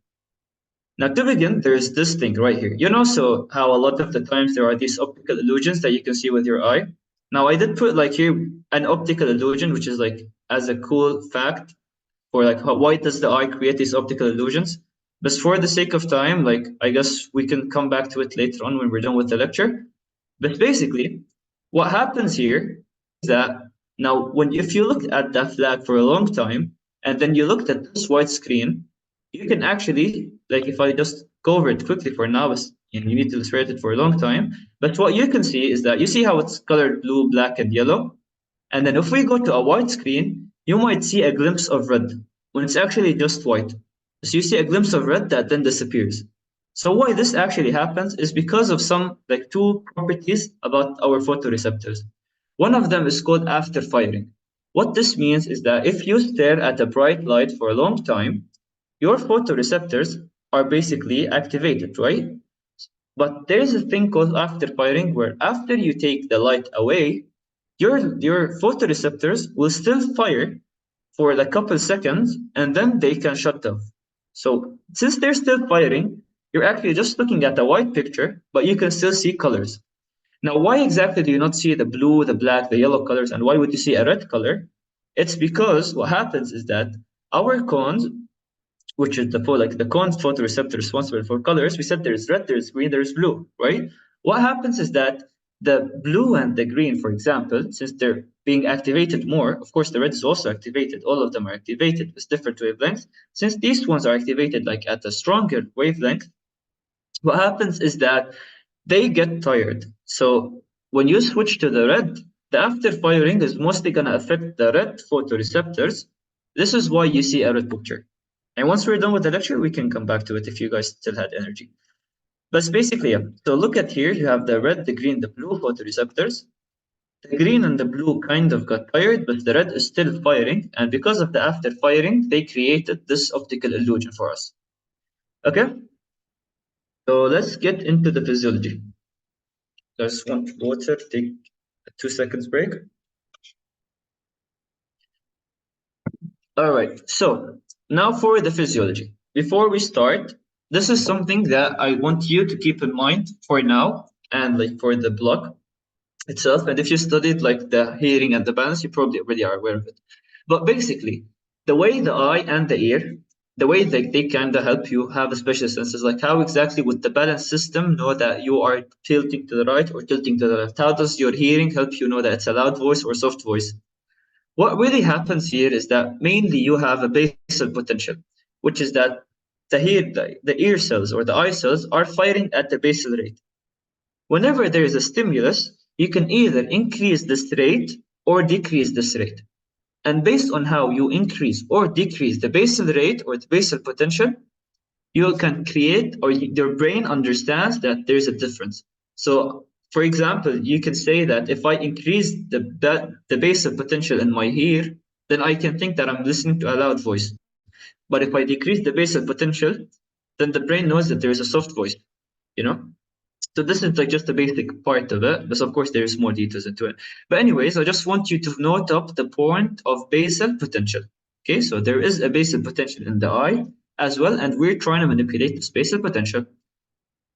All right, so phototransduction. What is phototransduction? It's the entire process of changing the light through the eye to the photoreceptors, and you want to create this action potential that's going to be transmitted to the brain.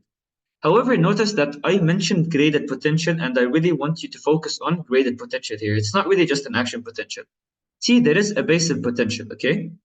Now, we can either increase it or you can decrease it, and it depends on the type of light. But what I want you to take from this slide for now is that the light photoreceptors, they have a graded potential. The more that you can have, the more the graded potential is. See, this is the potential, it's higher. You release more neurons or more glutamate, and the less, the less the graded potential, the less glutamate is being released. And just, I'll explain it right now so that if we go into it later, you'll find in my slides a lot of these pictures where there is dark, light, and two things, okay? Whenever you see this type of picture, all you need to focus on is basically this part. So if there is light, means that we're in a light situation, and you want to look at what happens. So here, you really ignore this part. You just say that we're in the light and the membrane potential is low. And in this part, you will say that we're in the dark and the membrane potential is high. Okay?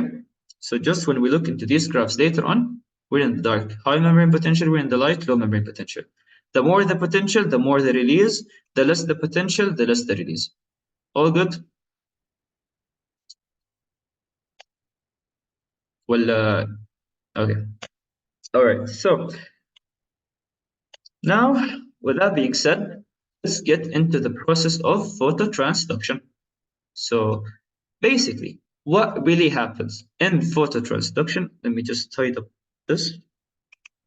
Okay, so what really is happening in phototransduction is that you are converting light into an electrical signal. Okay, so how exactly it does it is that the light is gonna bind on the photoreceptors. Once it binds on the photoreceptors, it's going to activate the photoreceptors. How do you activate the photoreceptors? Remember rhodopsin that we mentioned in the rods and the photopsin that we mentioned in the cones? Basically, it's a pigment that is responsible for like absorbing, we said pigments absorb the light. So it's a pigment molecule that absorbs the light. And once it absorbs it, it breaks down into retinal, which is vitamin A, and opsin. And these guys, once they are separated, they are going to be doing their job that we'll discuss in a second. And then over time, they can recombine together to become rhodopsin once the light is gone, and they will become inactivated. Okay? So a photoreceptor, a light source, hits on the photoreceptor, activates rhodopsin or photopsin, creating an activated photoreceptor, which will activate the bipolar cells, which activates the ganglion cells to create the nerve stimulus. And once they're done, they recombine and they close. All right, I think that sounds good. Now let's look at this. Okay, so here things will get a little bit confusing. Okay, so bear with me. Let me like go through it. If you have any questions, let me know. I can repeat. Okay, so in the dark, when there is no light, I'm not saying like a complete darkness, but let's say when the light is dim. So this is a question to you guys. We said there are two types of photoreceptors, the cones and the rods. In a dim light, do we have the rods activated more or the cones activated more? The rods activated more because, exactly, the cones want color, they want light. The rods are now activated. So what exactly would you expect? Since there isn't really a lot of light, you wouldn't expect the photoreceptors to be activated, right? And so the cells are not active and there will be no release of neurotransmitters because you're not really activating the cell because it's dark, right? But in reality, what happens here is that in the dark, the cells are not active, but there is an increased release of neurotransmitters. Okay, so this is like contradicting to what you'd expect. So for example, look here. In the light, we said whenever you look at this graph, just cross out the first portion, just look at the light. This portion is what we care about. We said in the light, in the dark, in the dark, you'd expect the cell to be off, which is actually true. The cell is not going to be activated, but there is going to be increased release of neurotransmitters. However, in the light, when you'd expect it to be on, there is not going to be a release of neurotransmitter. So this part here is really contradicting what you'd expect, right? So let's look why exactly does that happen. Let's try to understand why exactly this is the case. Let's look at the photoreceptor. So this right here is a photoreceptor, and we're assuming we're talking about rods. Okay, so in the dark, there is no light. If there is no light, the rhodopsin is going to stay clear and good. Because look, we said light breaks rhodopsin and activates it. But there is no activation. Rhodopsin is still there. What really happens in the cell when it's not active is that there is a sodium and calcium channel that is going to be activated by cyclic GMP. Okay, there's a cyclic GMP that activates the sodium and calcium channel. And what this does is that it allows sodium and calcium to go into the cell to depolarize the cell. And because it's depolarized, it's going to release glutamate. Now, this is different to all the other cells that you have took so far, because normally you activate the cell for it to become depolarized. However, this time, the cell only got depolarized when it's not activated because of the cyclic GMP. Okay, do you get this part? Is it good? So this is why in the dark there was a release of neurotransmitters because there is no breakdown of rhodopsin, there is no activation of the cell, there is activation of this receptor. Now, what really happens in the light? In a light situation, again, this is a photoreceptor and this is rhodopsin.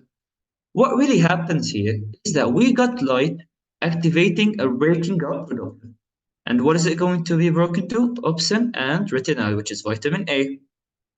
Now, once you have activated rhodopsin and the cell has been activated, rhodopsin is going to activate an enzyme called transducin, which is a G protein. Transducin is going to activate phosphodiesterase E. It's right here, phosphodiesterase E. What is the function of phosphodiesterase E? Phosphodiesterase E breaks down the cyclic GMP. Look, it came down and broke it from cyclic GMP to just a GMP. And because it's no longer opening up the receptor, the channel has closed and there is no more depolarization of the cell. There is no more positive ions inside the cell. So the cell has undergone hyperpolarization or an inhibitory postsynaptic potential. Right? So you get what happened here. There was no longer released. The light activated the cell. Once it's activated, the rhodopsin activates transducin, which activates the phosphodiesterase E, which breaks cyclic GMP to GMP, which closes off this receptor. As a result, the cell gets hyperpolarized, and because it's hyperpolarized, there is going to be a decrease in the release of glutamate. And if we go back to our first picture, which is right here, in the light, there is no release of glutamate. Do you guys understand it now? So in the light, it's depolarized, and in the dark, it's hyperpolarized. Yes. No, wait, no. No, it's the opposite. In the light, it's hyperpolarized. Oh, yes, exactly. You flipped them. And also, wait, so let me see if we. Okay, so I think let's take a 5-minute break. Okay, I'll just finish up this part, and let's take a 5-minute break for prayer. Okay, so just to finish it up on the part, we said there is no more activation of the cells and there is no more action potential since it's hyperpolarized. There is no more activation of the calcium channels later on. And basically from this part, all I want you to get is that there is decreased release of glutamate. Now here is a video explanation. Okay. So look, there is a light. Now I want you to look up here. Basically, normally, there is a cyclic GMP on the receptor, which allows sodium and calcium influx. So this is when it's a dark situation. Now, once the light is there, the light activates the rhodopsin. Rhodopsin activates transducin, which activates PDE, which breaks down cyclic GMP, and now the receptors are blocked. And this is phototransduction. All good? All right, now in that case, let's take a 5-minute break for prayer, and then we can start back right after. We'll start at 6:55. Is that good with all? All right.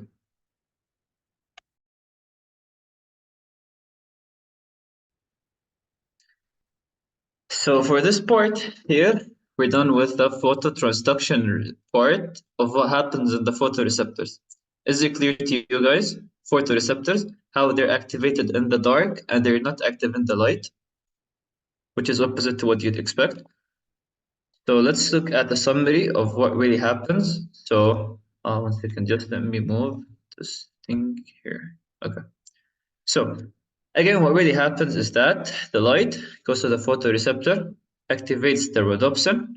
Once it activates it, it's gonna activate transducin, activates PDE, breaks down cyclic GMP, closing of the channels, causing hyperpolarization, and less release of glutamate.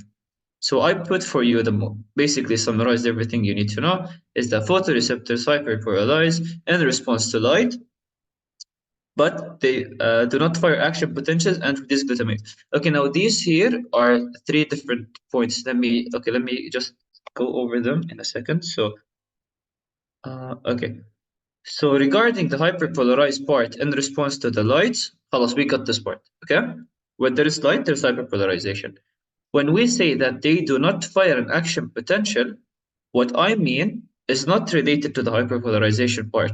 I mean that when they photoreceptors, they don't create an action potential. Instead, what do they create? Remember, we said earlier, it's only a graded potential. It doesn't reach an action potential. It's a graded potential, EPSPs or IPSPs, excitatory or inhibitory synaptic potentials. Okay? And for glutamate is that if it's going to be active, it's releasing glutamate. If it's not active, it's not releasing glutamate. Okay, so these are 3 different independent points that are not really associated. It's just that they hyperpolarize in light, they don't create an action potential, they only do a graded potential, and if they're active, they release glutamate.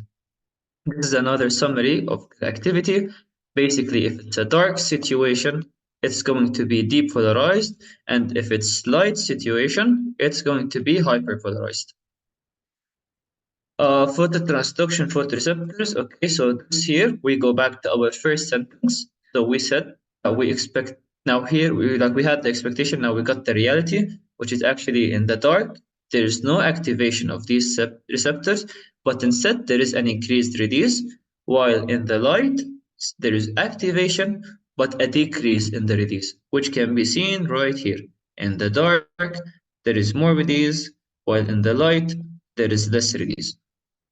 And another time in the light there is less release, and in the dark there is more release. Okay, now we can go to the so under light stimulus, the photoreceptors undergo a graded potential and release tons of glutamate. No, this is not the case. Under a light stimulus, they undergo a graded potential. Or no, they don't undergo the graded potential.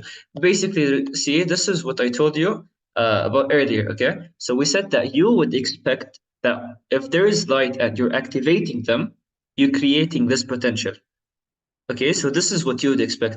But in reality, they're different because when there is a light, even though you're activating them, you're actually inhibiting the graded potential because the graded potential is made by these cells. When there is a light, you're shutting these cells off. So the graded potential is not being created, even though there is light. So this is why it's different from other cells. You'd think, and not if you, for example, if you stimulate the cells in your ear, you're activating them to release more glutamate. However, in the eye, if you're activating them, they are going to be decreasing the release of glutamate. Okay? Does it clear that up to you?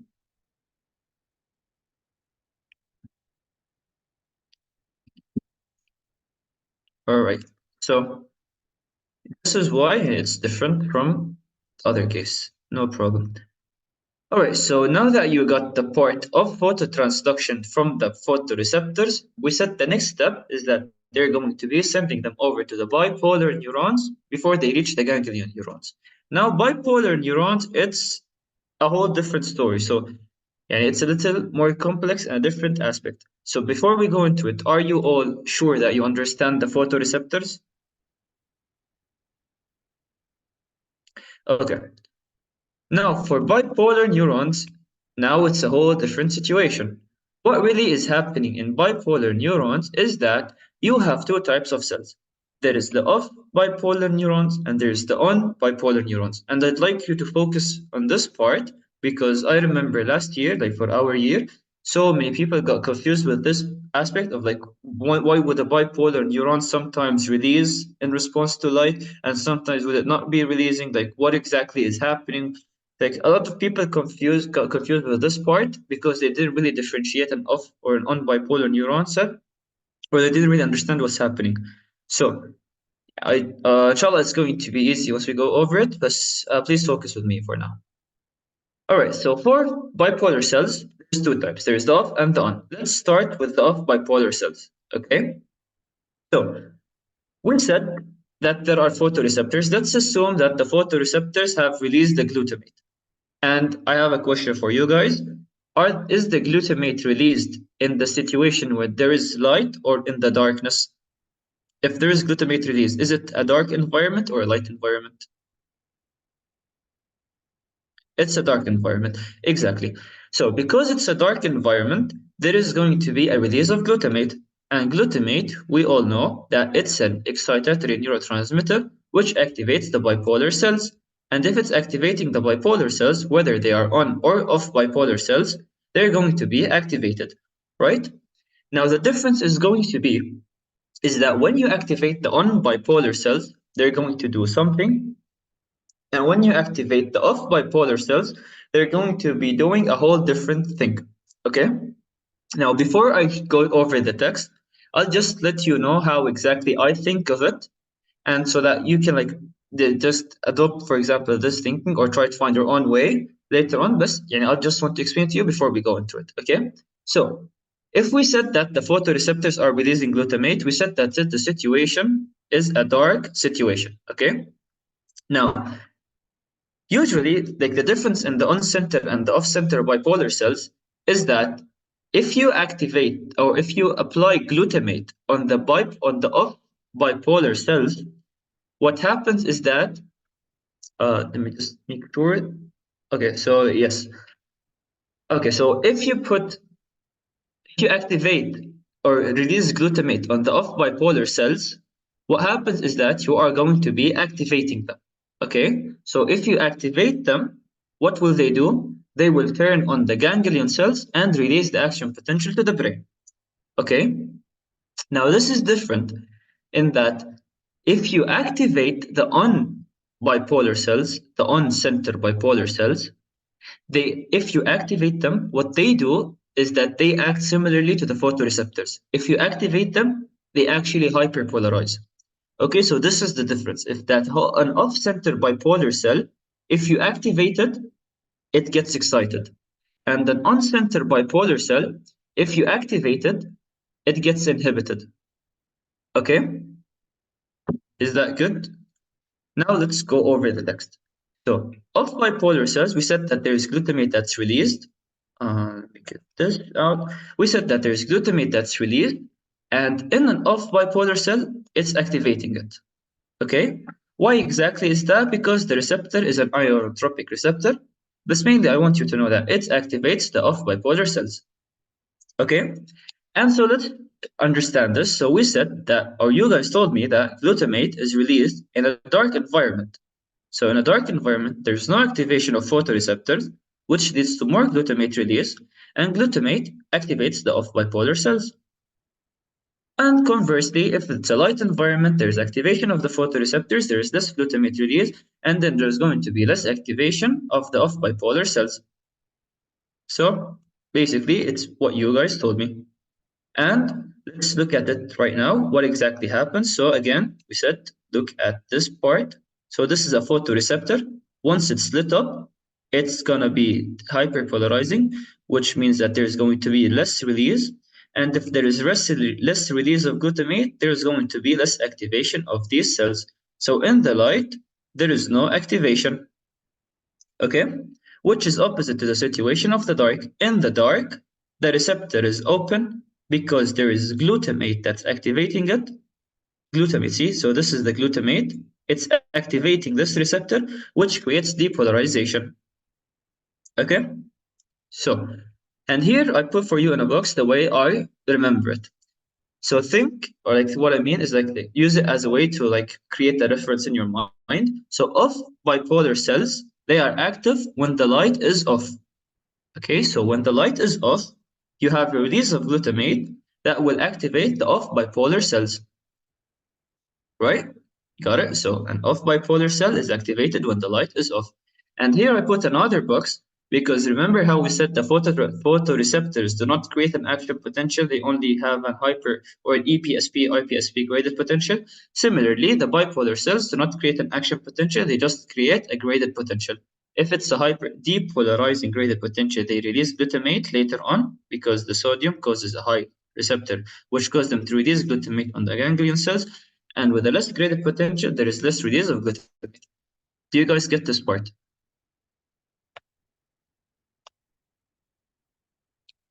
Okay. So for the off bipolar cells, we got it. Now let's go to the next type of cells, which is an on bipolar cells. Now, an on bipolar cell, if we want to think about it, it's going to be turned on when the light is on. So instead of like trying to memorize it all, let's just break it down. If we said that the bipolar cell is going to be turned on when the light is on. So if the light is on, we know that there is going to be no glutamate release. So this means that the light is on, the photoreceptors are on, the glutamate is not being released. So if there is no glutamate, these cells are going to be turned on because they're on when the light is on. So I want you to make the connection in that an on-bipolar cell or active bipolar cell is associated with less glutamate. Why? Because it's associated with a light environment, and when there is light, there is less glutamate, which means on, less.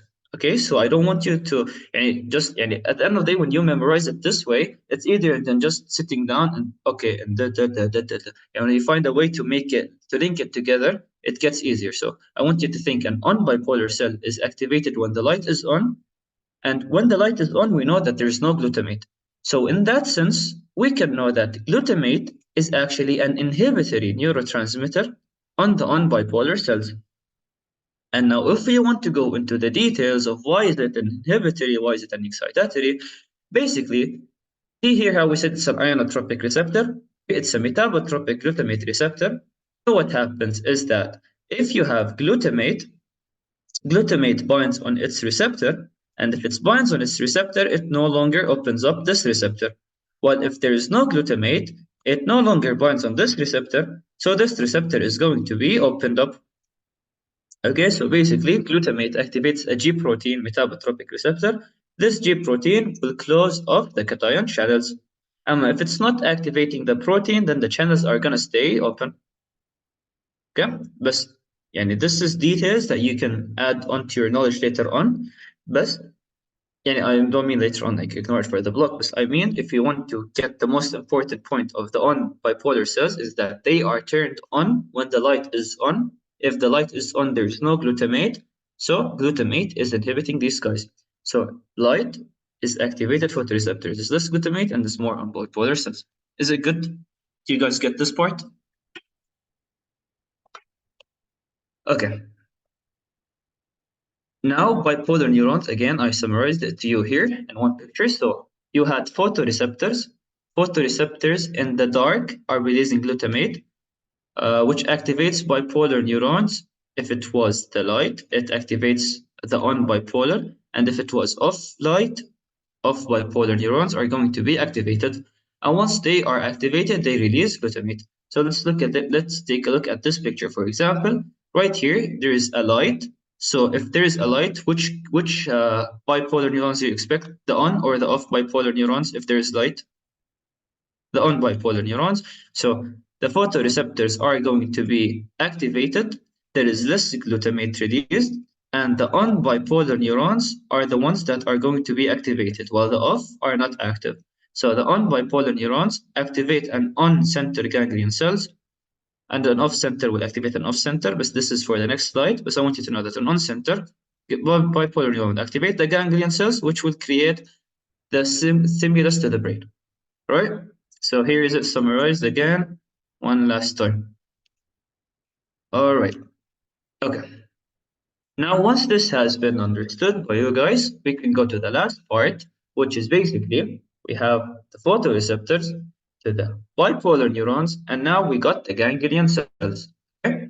Now you can see that I mentioned here that the ganglion cells are the cells responsible for creating the action potential. We mentioned that the bipolar neurons and the photoreceptors are a graded potential, but the ganglion cells will create an action potential because they want to go from, because this action potential is going to be used so that it can go and send the signal to the brain. Okay? Well, you can think of it as the photoreceptors are and the bipolar are using a great potential so that they can control the release of glutamate, whether it's increased or decreased. While the action potential, if you're activating the ganglion cells, they just want to send it directly to the brain. So this is why they use the action potential. Okay? So an on-center bipolar neurons act on on-center ganglion cells, and off-center is an off-center. They activate, and an action potential to the brain. Transduction, put it all together. So let's say that you have a light environment. So in the light environment, the photoreceptors, are they going to be activated or not? You guys answer me. The photoreceptors in the light, is the activation or not? They are activated. Is the glutamate going to be released or not? There is no glutamate release. What happens to the off bipolar cells? Are the off bipolar cells going to be turned on or turned off? They're not going to be activated because the light is off. And because they're not activated, the ganglion cells are not going to be activated, which you can see right here. So look here, there is a light. So there is activation of the cell, but there is a decreased potential because we block the sodium channels. Okay, so this is why it's a decreased potential, but the cells are active. So a decreased potential here means this glutamate release. And because the light is on, we use the on bipolar cells. So these guys are turned off. The off bipolar are turned off. And look at the action or the graded potential here, or the action potential, it's turned off. Now on the opposite side, what happens to the on bipolar cells? Are they going to be turned on or turned off if the light is on? They're going to be turned on. So an on photoreceptor activates an on bipolar cell by decreasing the release of glutamate. And as a result, look right here, there is an increased action potential through the ganglion cells, which we can see right here, finalized in a couple words. Okay, all good? All clear? We can go to the next part. All right. Now, the next part is going to be final part. Oh, not the final part, but the final confusing part that you guys might. Okay. So does the action potential not happen in the dark? The action potential, it does happen in the dark, but it depends on the type of bipolar cell that's activated. So now for this example, there's no action potential because we're looking at a light situation. Okay. Now, if it was the dark situation, then I want you guys to answer me. If we were in the dark, is the photoreceptor going to be activated or not?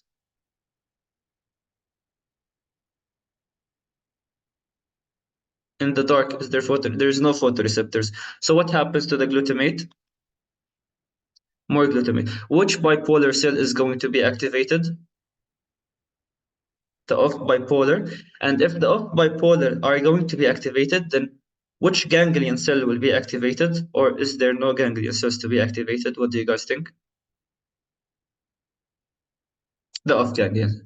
So, answer your question. Basically, if the off-center bipolar neurons are activated, they will create an action potential in the off-center ganglion cells. If the on-center are activated, they will create an on-center action potential, and they are activated when the light is on, and they are activated when the light is off. So on, off, off. Okay? And you guys already know the glutamate part, so I'm not going to repeat it. Okay, any questions before we go to receptive fields? Any other questions? Okay. So for receptive fields, it's a little bit of a difficult, inshallah, the last difficult topic. So if you get it, inshallah, everything else is going to be easy. Now, we remember how we said there is a receptive field, and we said certain parts of your skin that you guys learned in neurology and neuro, which is that certain parts have a higher receptive field so that they don't really have fine details, while a smaller receptive field is more supporting of fine details. So this is a similar case exactly here.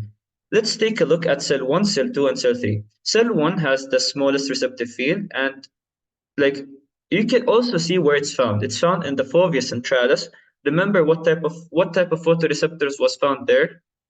So it's a question for you guys. The cones, exactly. So the cones and the colors and the details are found in the cell with the smaller receptive field and a more accuracy. And remember how we said it's a one cell that reaches one. So see like how everything we said earlier is now starting to build up together.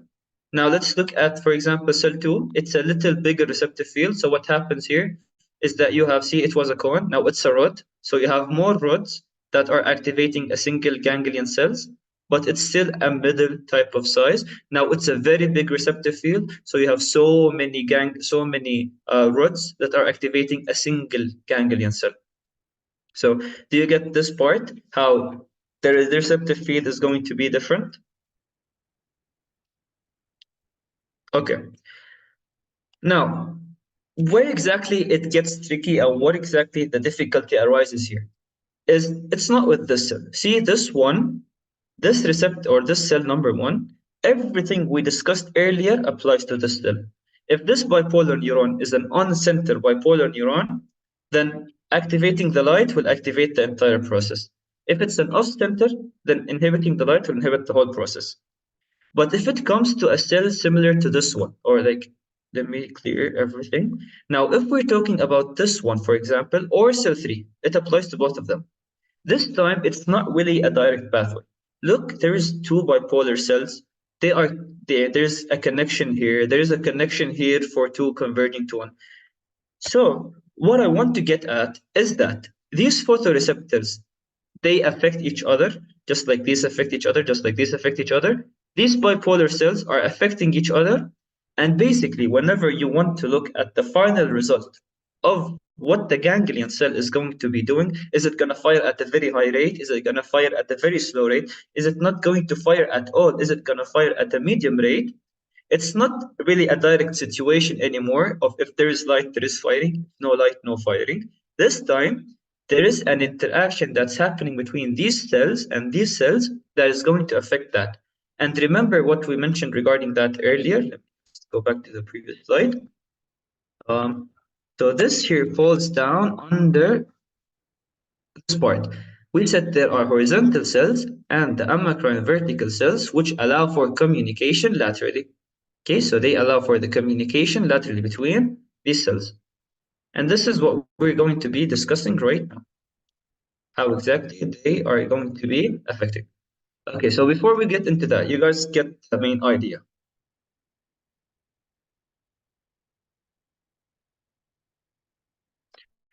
All right, so now since we're talking about a receptive field that's affected by, okay. So what I'm telling you here is that everything we discussed earlier that you guys were answering me on, when I asked you if the light is on, there is going to be on-center bipolar neurons activated, which activate the on-center ganglion cells to create an action potential, right? Now, everything we discussed applies to this one, applies to cell number 1, because it's a direct pattern. If this one is active, this one is active, this one is active. Like, in a sense, I mean. Okay? Now, what we are going to be discussing now is not this cell, because we're done with this. Now we're talking about cell 2 and cell 3, ones that have multiple photoreceptors, multiple bipolar cells connecting to a single ganglion cell. Because this time, it's not only these cells that are going to be creating the factor, there are also other cells that are going to be between them that will influence them, which are the horizontal cells and the amacrine cells that I went back to a previous slide for. They're not in this picture, but I want to say that there are other cells that are going to be influencing them because, if they are all going to be diverging or converging to a single ganglion cell, then they also can influence each other's activity. So this is what I mentioned. We later on will discuss how they influence each other's activity. But basically, I want you to get the part that since all these cells are basically a single unit, they all act like they all influence each other. Okay? So right. The horizontal and the amacrine cells will be between the bipolar cells or between the photoreceptors? The horizontal cells are in one place, The amacrine are indifferent, but let me show you on the picture. But yes, so let me show you the picture. So, okay, look here. Horizontal cells are between the photoreceptors.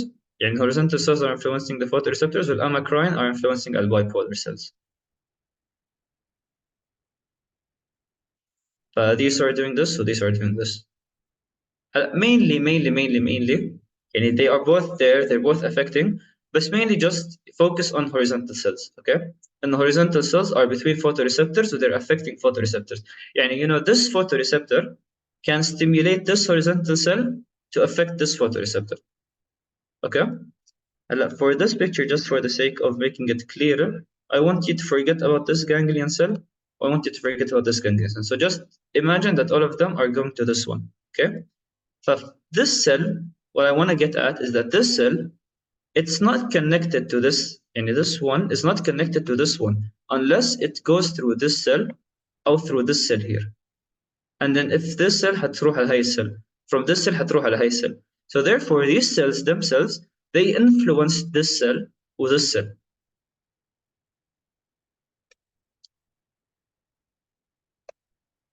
One second. Okay. Why are they called horizontal and vertical if they lie horizontally? يعني it's just and these are and vertical cells is just that they're mentioned in different places, but mainly focus on horizontal cells or amacrine cells. Horizontal cells because they're connecting them horizontally, or amacrine cells is because خلاص اسم amacrine. And I thought in one of the sources it was mentioned as vertical, so I just included it. But يعني in يعني what you need to know is خلاص amacrine cells or horizontal cells. Okay. But if you guys understand that they are going to be influencing each other, now we can basically discuss how they will influence each other. You know, we go through this. Okay. طيب. Now, for this part, see another part. Okay. Before we go to that, let me just mention this here. Okay, شفت here's so this part. There is a photoreceptors. There's this one. There's this one. There's this one. There's this one. There's this one. Well, they all want to go to this ganglion cell. So this photoreceptor can't really connect to this ganglion cell unless it uses the hands of the horizontal cell, which are the green parts. So see the green hands of the horizontal cell, they're basically connecting them, or they're influencing them at the same time. They're not just connection. Horizontal cells, they have a release of neurotransmitter that we'll discuss in a second.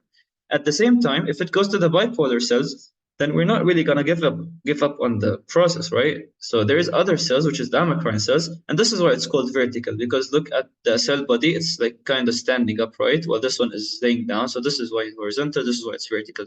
I guess that's why they're called. But they also influence this process so that we can have an effect of the entire thing, okay?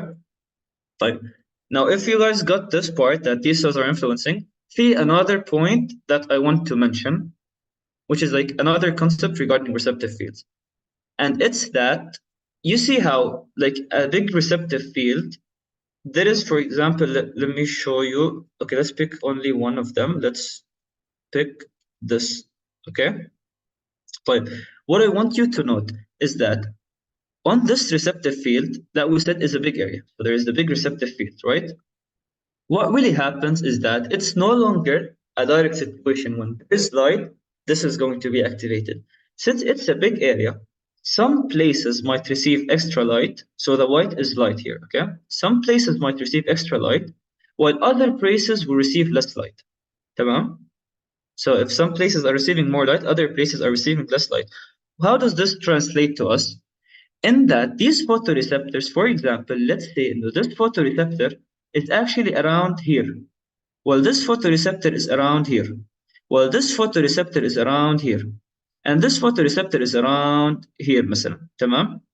So this photoreceptor is seeing darkness. Well, this one is seeing light. However, they are both in the same receptive field. So for example, if this one sees light, this one's going to get activated. These two are getting activated. And this cell, they're seeing dark, so they're being deactivated. So these cells are going to be influencing the bipolar cells in a way that is opposite to how these two cells are influencing the bipolar cells. And this is referred to as a center part of the receptive field. So this is the center of the receptive field with a surround of the receptive field, which is everything around. Okay. Now, why I put 4 pictures is that whenever you are going to be discussing that, to make it easier, this is how it's explained, this is how it's understood, so that whenever you're discussing receptive fields, it's going to be discussed in terms of, is it a light center and a dim surround, or a light center and a light surround, or a dark center and a dark surround, or a dark center and a bright surround. Okay? Do you guys get it? We'll go again. All clear to everyone? Fine. Okay. So, so far, regarding receptive fields, it's a large area. We discussed 2 concepts that are going to be influencing them. One of them is the horizontal cells and the amacrine cells, and the other one is the center and the surround. Now, how do we put both of these factors together? How do these 2 affect how do these 2 relate to each other? In the following, okay? So let me clear up everything we draw. Okay, so let's say we're talking about this cells, right? I don't know why I did that again. Okay, let's say we're talking about these cells, tamam, in the same term of an on center and an off center. Okay, I want you guys to pick one of them. Do you guys want to talk about 1, 2, 3, or 4? Or let's talk about this one or this one, so that it can be different, so that I can explain it to you. But no, you guys pick. No, not 1 or 4, 2 or 3. Okay, so let's talk about number 2. So in number 2, there is a bright center and a dark surround. Okay, fine. Now what happens is that, let's say that this cell is on the center, with these cells, these two are on the surround. So this one is on the center, so I'll mark it with X. Okay, if this cell is on the center, okay, wait, never mind. Let me, for the sake of the drawing, okay, let's actually make this cell on the center, and it's above the ganglion cell. Well, let's make these 3 on the surround. Okay, طيب. if this one or these 2 are on the center, they are seeing light. So you guys answer me.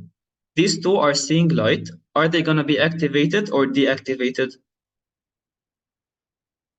They're active, and so they will activate which type of bipolar cells? On or off bipolar cells?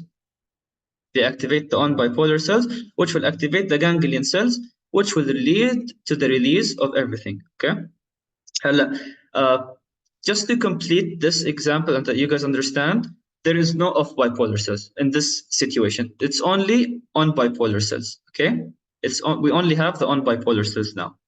So these ones are activating the on bipolar cells, so they're releasing this process. Tamam? Fine. This is all good. This is clear. Let's go to the peripheral. These guys in the periphery, they are seeing dark. Okay, they're seeing a dark situation. But if they're seeing dark, are they going to be activated or deactivated? They're not active, so they're not releasing glutamate. So what will they do to the on-center bipolar neurons? The on-center bipolar neurons in a dark environment. They're inhibiting the on. Exactly. So you got it. So they're inhibiting the on-center bipolar neurons. Okay. So these parts are active, but this bipolar neuron is deactivated. Okay. With these horizontal cells, they want to communicate this information to this part. Now, how exactly these 2 are going to be affecting each other? In that, when the periphery is dark, these guys are not releasing glutamate. Glutamate, if it's not, they are releasing. It's dark, they are releasing glutamate. Glutamate being released on one aspect inhibits the bipolar neurons, but on the other side, it activates the horizontal cells. So it activates the horizontal cells, so the horizontal cells will then influence the entire process. Okay? So not only do they decrease the light, but they also activate horizontal cells, which will influence the process. What do horizontal cells do? Now we'll discuss. But mainly, if you guys got this part, you'll be good to go. Okay. Now, let's break it down as we mentioned. So as you guys said, this is a light center or dark surround. The center receptive field is this one. It has light, it creates a direct effect. Okay, you guys get this part because it's activated. Photoreceptor is active, so the on-center bipolar is active, and the on-center bipolar is active. The ganglion cells are active. Okay, خلاص. I'll repeat, but let me go over the example بالslides instead of me just talking, so that you guys see the slides. But then if you don't understand it, I'll repeat. طيب. We have 3 photoreceptors على receptive field هذا, on this receptive field. This receptive field on the light, the first one has a direct activation, which activates the photoreceptors, which activate the process. Okay? While these two are saying dark. Okay, so what exactly is happening here? This surround receptive field is actually creating an indirect communication, right? Because it's not really directly communicating with the ganglion cells. It requires the horizontal cells, right? Now, it does it through the horizontal cells and the amacrine cells. Okay? Now, what it actually does is that it will create an opposing effect on the ganglion cells compared to the center region. Why is that? Because the horizontal cells will release GABA on the center. This is a lot of talk, but let's look back at this picture. تمام? So, we said the horizontal cell here in the direct cell is activated. Now let's look at these cells. So these cells, they're in the dark. If they are in the dark, they will release glutamate. They are releasing glutamate. So glutamate is activating the horizontal cells. What will the horizontal cells release? We said they release GABA. So if the horizontal cell release GABA, they will inhibit this bipolar neuron, while this photoreceptor is activating the bipolar neuron. See, did you guys see what happened here? So the horizontal cells inhibiting it. Why is that? Because of the darkness here. And it's not a must that it inhibits it, but it's inhibiting it because of the darkness. Darkness meant more glutamate, which meant activation of the horizontal cells, which will inhibit this process, while the lightness here activates this process. So as a result, you will get a stimulus to the ganglion cells, but it's not as big stimulus as if there was no inhibition. Do you get this point? All right. So let's look at the text, what exactly it says. So there is light on the peripheral, which activates the photoreceptors. Wait, no, this is the peripheral. Okay, so I just in this part I'm talking about this one here. Okay, let's try to do this one together. Me and you guys, let's try to do this one, and then we can read the text. Okay, so you guys, I'll ask you questions now, and you guys, I want you to answer me. So, okay, so we're talking about this model.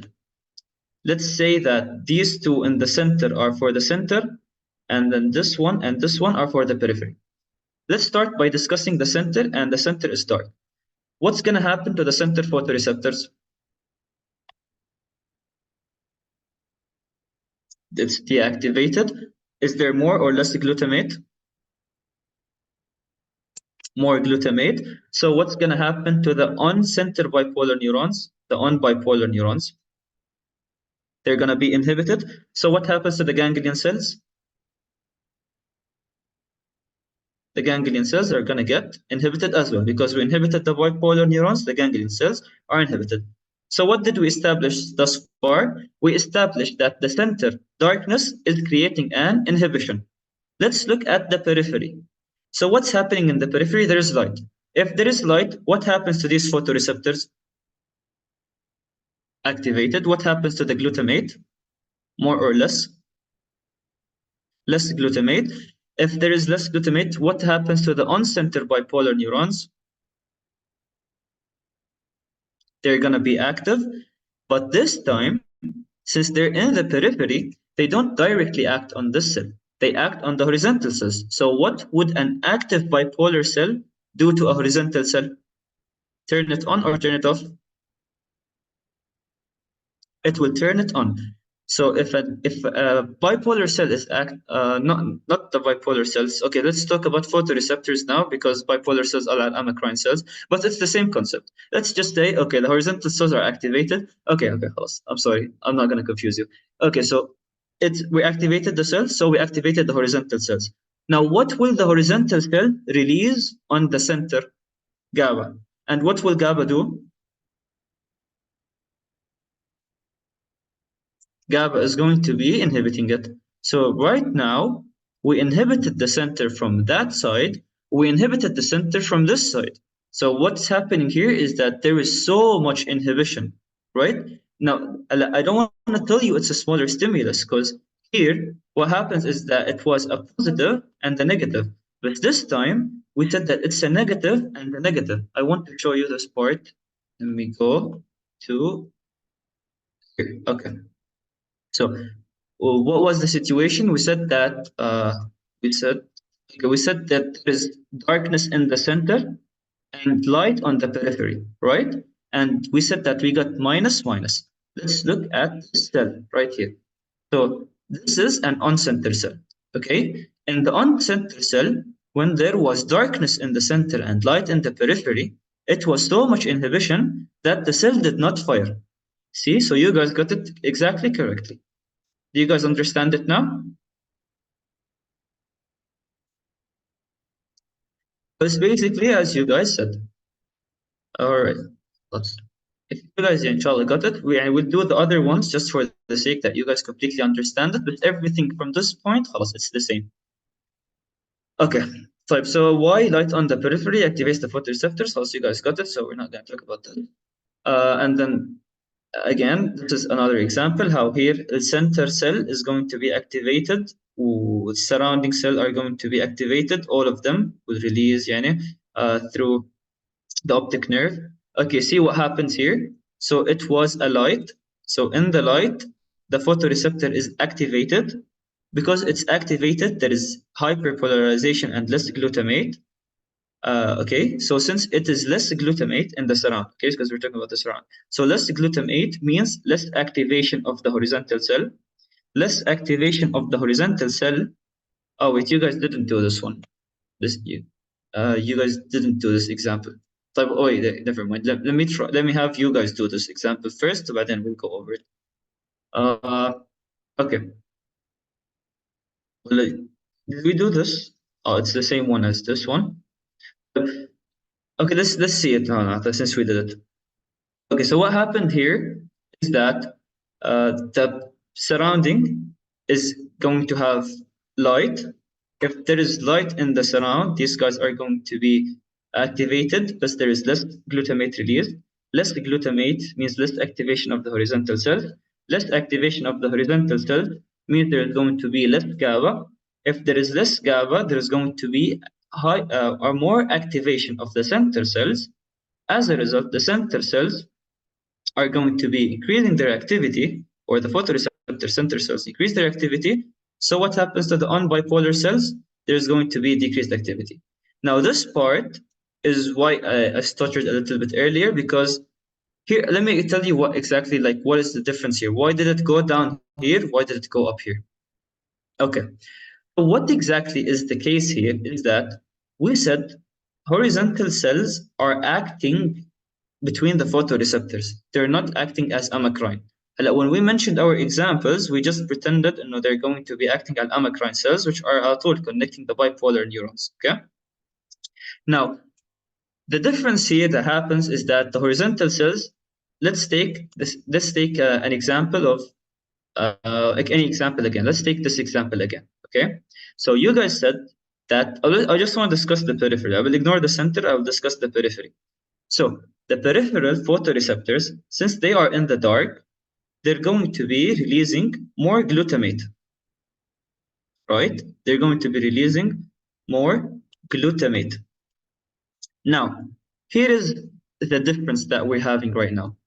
Increased glutamate release is going to activate the horizontal cells. The horizontal cells will then go over to the photoreceptors. And what will they do? They will release GABA on the photoreceptors. right? So again, we're talking about this type of example. Now, the horizontal cells released GABA on the central cells, right? Now, here is the thing. If we release GABA on the central cells, what exactly is that we're doing? We're not inhibiting the photoreceptors. We're inhibiting the photoreceptors from releasing glutamate. Okay, so we're inhibiting photoreceptors from releasing glutamate. As a result, wait, I think, oh, okay, yeah, because so we're inhibiting the photoreceptors from releasing glutamate. The on-bipolar cells will be activated, and they're going to activate the ganglion cells, which will lead to increased activation. Wait, do you guys get it? Or should I repeat? I think I should repeat, صراحة. But if you guys got it, okay. I confused شوي, my bad. Okay, let me explain it again. طيب. Let's do it on this model. Okay? طيب. I want you guys to try to answer with me again. So I'm not gonna have you repeat the center photoreceptors. We got this part. So the center are gonna be lit on, activating the on-bipolar cells. So the center is going to be creating an increased activity in the center. Okay. Now this is for the center through the ganglion cells. Now the periphery is our issue. Okay. So what happened in the periphery is that there is no light. If there is no light, the periphery is going to be releasing more glutamate. If they are releasing more glutamate, they will activate the horizontal cells. Horizontal cells will release GABA. Where will this GABA be released? The GABA is actually going to be released on this cell, right? You guys with me so far? The GABA is released on the center. Okay. Now, what will the GABA do to this central cell? It will inhibit this central cell. Now, if this central cell is inhibited, it will no longer release the glutamate, right? So basically, this center is no longer releasing glutamate. And if there is less glutamate, we have an unbipolar cell, right? We have an unbipolar cell. And what would a decreased glutamate do on unbipolar cells? Is there an increase or a decrease in the activity of the unbipolar cell?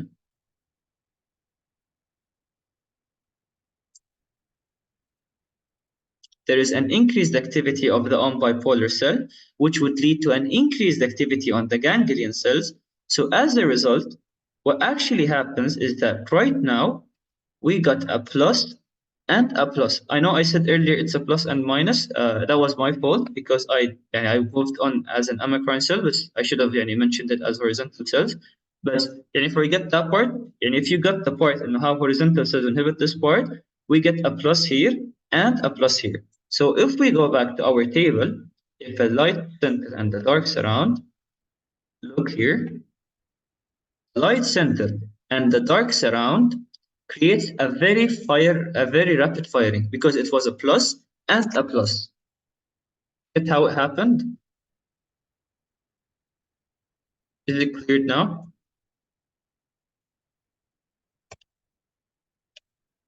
Okay. So for this part, okay, so let's repeat it again. Okay, I have you guys repeat it first for which one?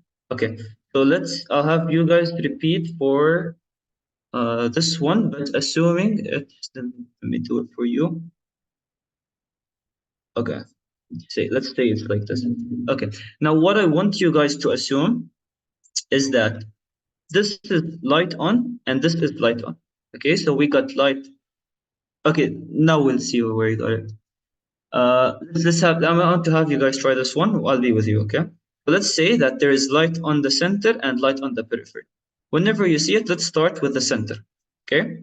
So if there is light on the center, just give me the final result. If a light on the center, what happens to the ganglion cells? A light on the center will activate the ganglion cells. Okay, and we all know how we got to this part because it's similar to the first process of the phototransduction or activation process. Okay, now the periphery is our issue. If there is light in the periphery, what happens to these cells in terms of glutamate? Will there be increased or decreased degrees of glutamate? If in the peripheral cells, if there's light, there is going to be a decreased release of glutamate. Let's write that down. There is decreased glutamate. Now, this glutamate is going to act on which cells? On the horizontal cells. What will it do to the horizontal cells? Activation or deactivation? And what would happen to the... Wait, so there's two different answers now. Okay, third guess, tiebreaker. Activate.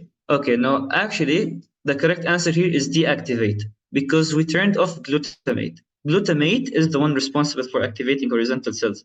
But since it is decreased, then, wait, we said light? Okay, so yeah. So the glutamate is decreased, so these cells are no longer activated. So if they're no longer activated, are they going to be releasing GABA or not? There is no GABA, so there's a decrease in GABA. يعني a little GABA, that's true, بس إنه it's less than the normal GABA. So let's say إنه it's a decreased GABA. Okay, so a decrease of GABA, what would a decreased GABA do on these cells, on the photoreceptors? Activating it or deactivating it? Less inhibition. And okay, so here is the trick. We're not activating it in terms of activating the rhodopsin pathway. We're activating or deactivating it in terms of releasing glutamate. So if you guys said we're activating it, does this mean we're releasing more glutamate or less glutamate?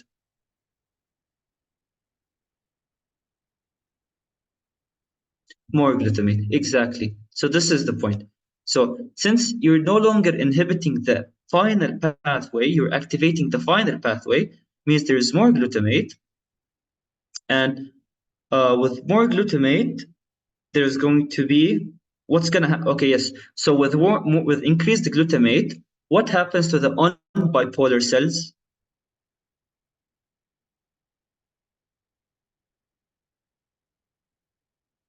They deactivate. And if the unbipolar cells deactivate, what happens to the ganglion cells, which are at the end? They deactivate. Exactly. So what do we have now? We have a plus and a minus. And if we go to the table, a plus and a minus means that it's in between, in the middle, right? And let's take a look at the table. If it was all bright, it's a weak response because it's a plus and a minus. Tamam? You guys got that part? You guys got why one time you got plus plus, one plus minus. Is it clear to everyone? Hatta the people that at the start said they didn't get. Did you get it now? Okay, we'll do another example with the off bipolar cells. But let's go to the slides now. We'll do the off bipolar cells once we reach it. So this part, خلاص, we discussed it. We discussed this command here again. Okay, now regarding to lateral inhibition, which is basically saying, basically it's critical for enhancing the perception of edges and borders. Photoreceptors that are in the surround will also be in the center of a different bipolar cell. And all it's saying, this could be a photoreceptor here. At the same time, there could be another photoreceptor here. When this is in the surround, it could be in the different center. So basically, all it's saying is that the eye is more complex than just simply saying one photoreceptor has one visual field. It's saying that it's way more complex than that, but this is the main concept of it. Okay, so for example, here, wait, let me clear. Okay, so for example, here it said that assuming this is our photoreceptor, right? So in this visual field, this photoreceptor is okay, yes, so in this visual field, this photoreceptor is considered in the periphery, right? So if it's in the periphery and it's dark, then what happens is that it's basically an indirect effect. Yani overall, as I don't want to go into details of it, but basically, here, they created another visual field which made this cell as the center. So if it's the center, it has a direct effect. Why is the direct effect? Because remember how we said on light is on bipolar cell, is on ganglion cell. So this is what they're saying. A direct effect is on light, is on bipolar cell, is on ganglion cell. But on this part, it's saying now it's in the periphery, so it's creating an indirect effect, which basically goes through the horizontal cells and then inhibits that part. Okay? And it's not really important. Oh, it's just saying that the eye is really way more complex than that. But I want to do an example with you guys about an off-center field. Let's do an off-center. Okay, you guys pick light, light, light, dark, dark, dark, dark, light. You guys pick and we'll do it on an off-center cell. And if you guys get it, خلاص we'll stop. Okay, light, light on an off-center. Okay. Light. Or let's just go with this one. So oh, no, I don't want you to have answers. So let's go with. Okay. But this is light, light, and we're assuming that we have an off bipolar cell. Okay, let's start. We start with the center. Give me the final result. What happens to the center in an off bipolar cell?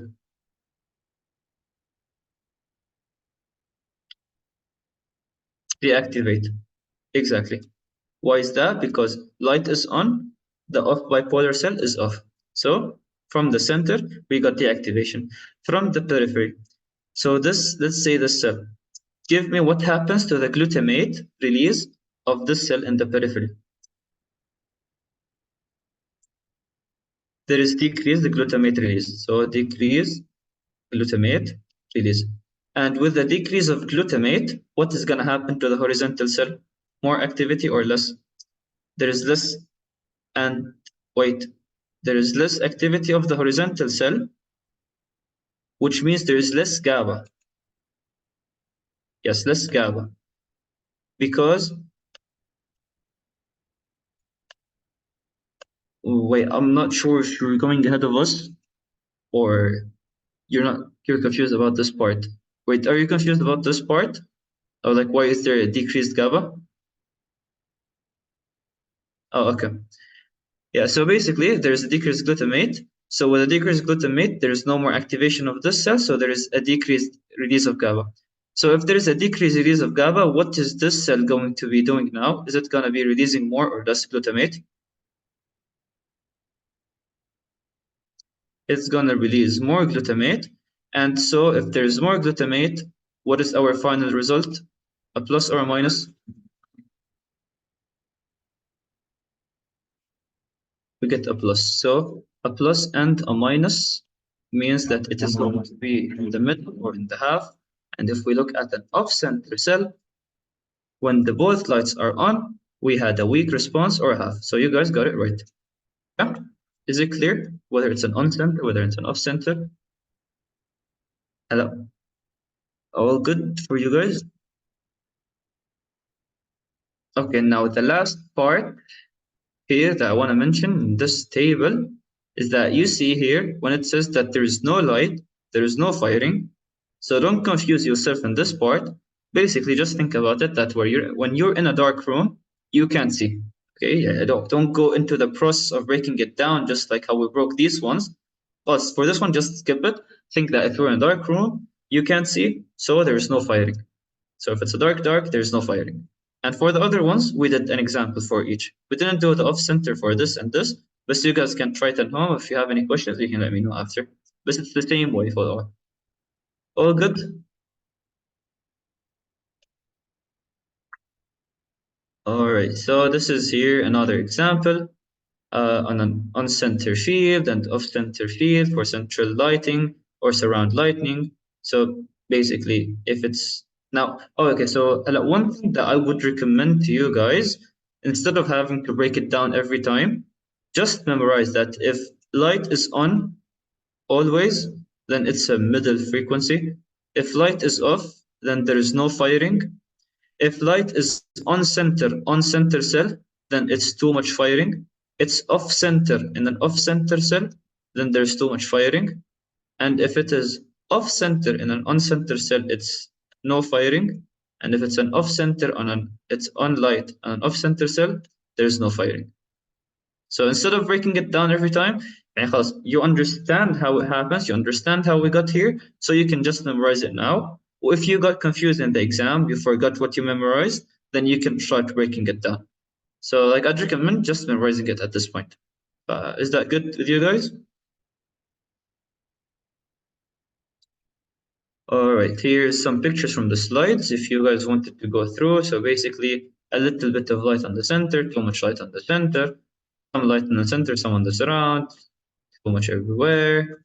See here, because it's not completely on the surround, there is a little more. Completely on the surround, it's even less now.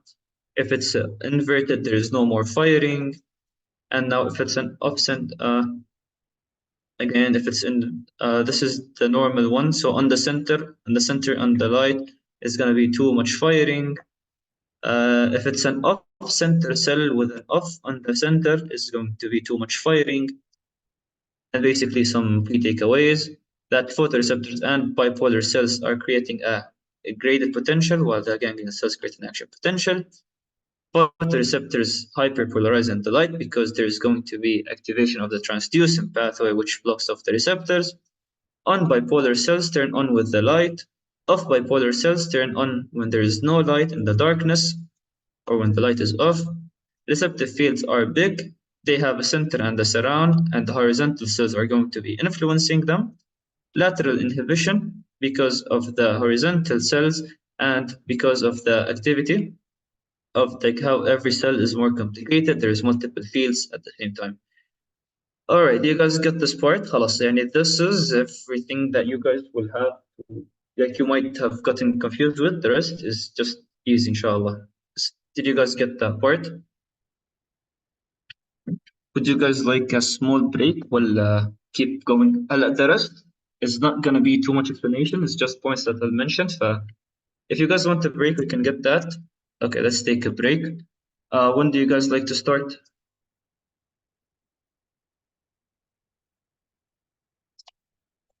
Um, 5 minute break.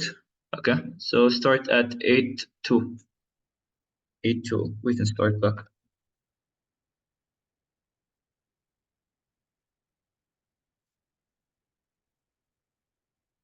I'll pause the recording. All right, let's finish up with the last part. You guys ready to start? Okay. The next part is going to be adaptation, which basically mentioning some changes that happens to your eye when you go from a dark room to a light room, or if you go from a light room to a dark room. Okay.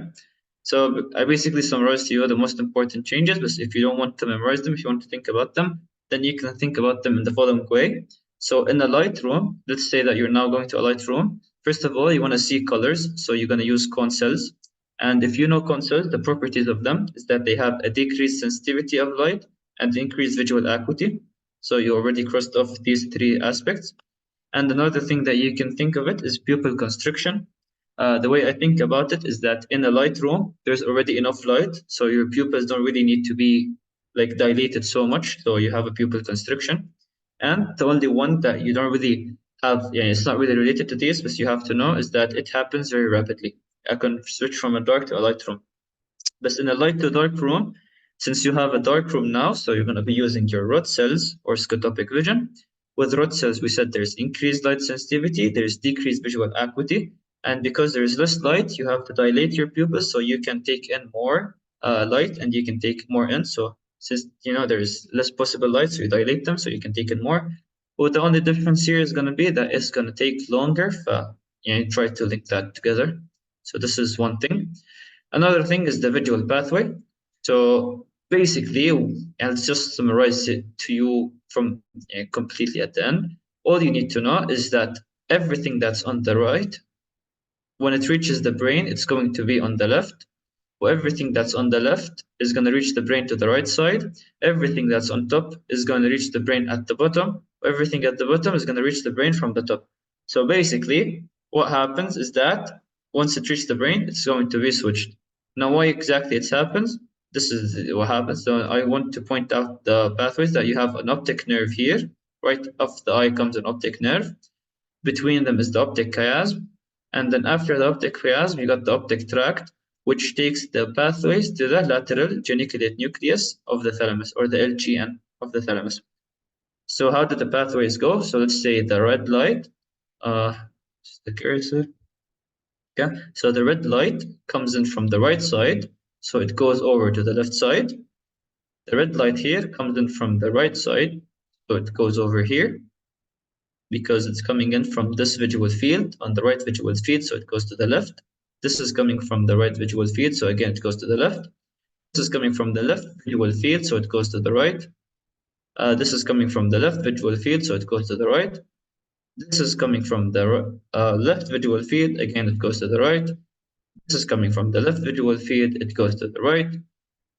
This is coming from the right visual field, it goes to the left, and this is coming from the right visual field, it goes to the left. Okay. Now, why is it really important? Okay, when an image hits the brain, it's basically upside down. So whatever is here is going to be down here, and whatever is on the left is going to be on the right. So it gets switched in the brain, and then the brain readjusts it. Okay. So basically, it comes over from the. So this is the right visual field. The right visual field goes to the left side of the brain. Right visual field goes to the left side of the brain. Left visual field goes to the right side of the brain, and right goes to the right. Now what we need to discuss is going to be the diseases, or how exactly it's going to be affected. So if you have damage to the macula, we said that the macula is associated with central vision. So damage to the macula means loss of the central vision, or central scotoma, or macular degeneration. Okay. If you have damage to the optic nerve, so the image becomes flipped and then fixed. Basically, like you see something in front of you, it goes to the brain in a flipped way, then the brain itself fixes it. But regarding the diseases, or pathologies, you need to know that it goes to the brain flip, because if this here is this damage that's basically seeing brightness or blindness in the bottom right, it's actually because of damage to the top left. Okay, so damage to the top left makes blindness in the bottom right problem. So this is why it's flipped. But we'll get into it now. You see like why it happened? Okay. Optic nerve, no problem. Okay, optic nerve right here, it carries everything from the eye, whether it's right visual field or left visual field. So if you damage the optic nerve, you lost everything in the eye. Okay. Now the next one is the optic chiasm. You guys should remember it from Endorepro, and honestly, basically, if you want to think about it, is that this field is damaged and then this field is damaged, but don't think about it like this. Honestly, optic chiasm, just memorize it. Bitemporal hemianopia means you lost vision in both temporal fields, which are the outer fields. So this is bitemporal hemianopia. Why it happens is because of the crossing over. And then you got the optic tract. If you damage the optic tract, this optic tract, the left one is carrying, or the left is carrying all the right side, the right is carrying all the left side. So if I'm damaging the left one, I'm losing all the right vision. If I'm damaging the right one, I'm losing all the left vision. Because remember what we said? The left side is going to be on the right, the right side is going to be on the left. Left and right reversed. And it happens after the optic chiasm. Now the next part is going to be after the thalamic nucleus. It gets divided into two pathways. Basically, the way I think about it is that the further outer pathway is that, or like the one going around from outside, comes in like this, and then this one coming from the center, it goes over the center from on top of the head. So this one is carrying the upper part. So if it gets damaged, you lose the lower vision, while this one carries the lower part. So if it gets damaged, you lose the upper vision. And again, since it's on the left, you lose the right upper, and if it's on the left, you lose the right lower. Okay, because this one is on top. And what is this pathway called? This one is called this one is called the dorsal optic radiation, or the superior superior retina, which travels through the parietal lobe. And since it carries the superior retina, you get lower vision or lower blindness. And this one is called the Meyer's loop, which goes to the temporal lobe. And Meyer's loop carries the lower retina, so you lose the upper vision. And then the last part, which is basically any type of damage to the visual cortex in the brain due to the posterior cerebral artery infarction, you have macular sparing. This is really important, macular sparing. Why does it happen? Because there's dual supply to that part, which was discussed in neuro. You guys know it, inshallah. And this is it for the lecture. The rest is practice questions. So for the sake of time, I'll send you guys the slides, or you guys can check the slides, or you guys can check the questions. Or if you have any problem with the questions, do let me know. Now, I know if you look at the slides, the number is big, but basically, I put other stuff from the slides of your doctor that might be or might not be important. You can check through them.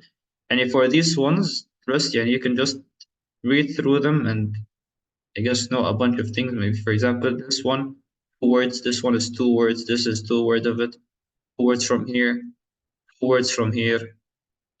Simple cell is for straight lines. Simple cell is for straight lines. Complex cells for orientation and motion. Hypercomplex for edges. Some of the histology parts. I think you guys have a histology lecture, but these are the layers in histology. Oh, there's some practice questions that I'll send you guys. You can go through them on the slides. So this is the feedback QR code. I hope you guys benefited from the lecture. If you have any questions, my contact is in the start of the slide. Please feel free to text me for anything you have. I wish you guys the best of luck. Thank you, everyone.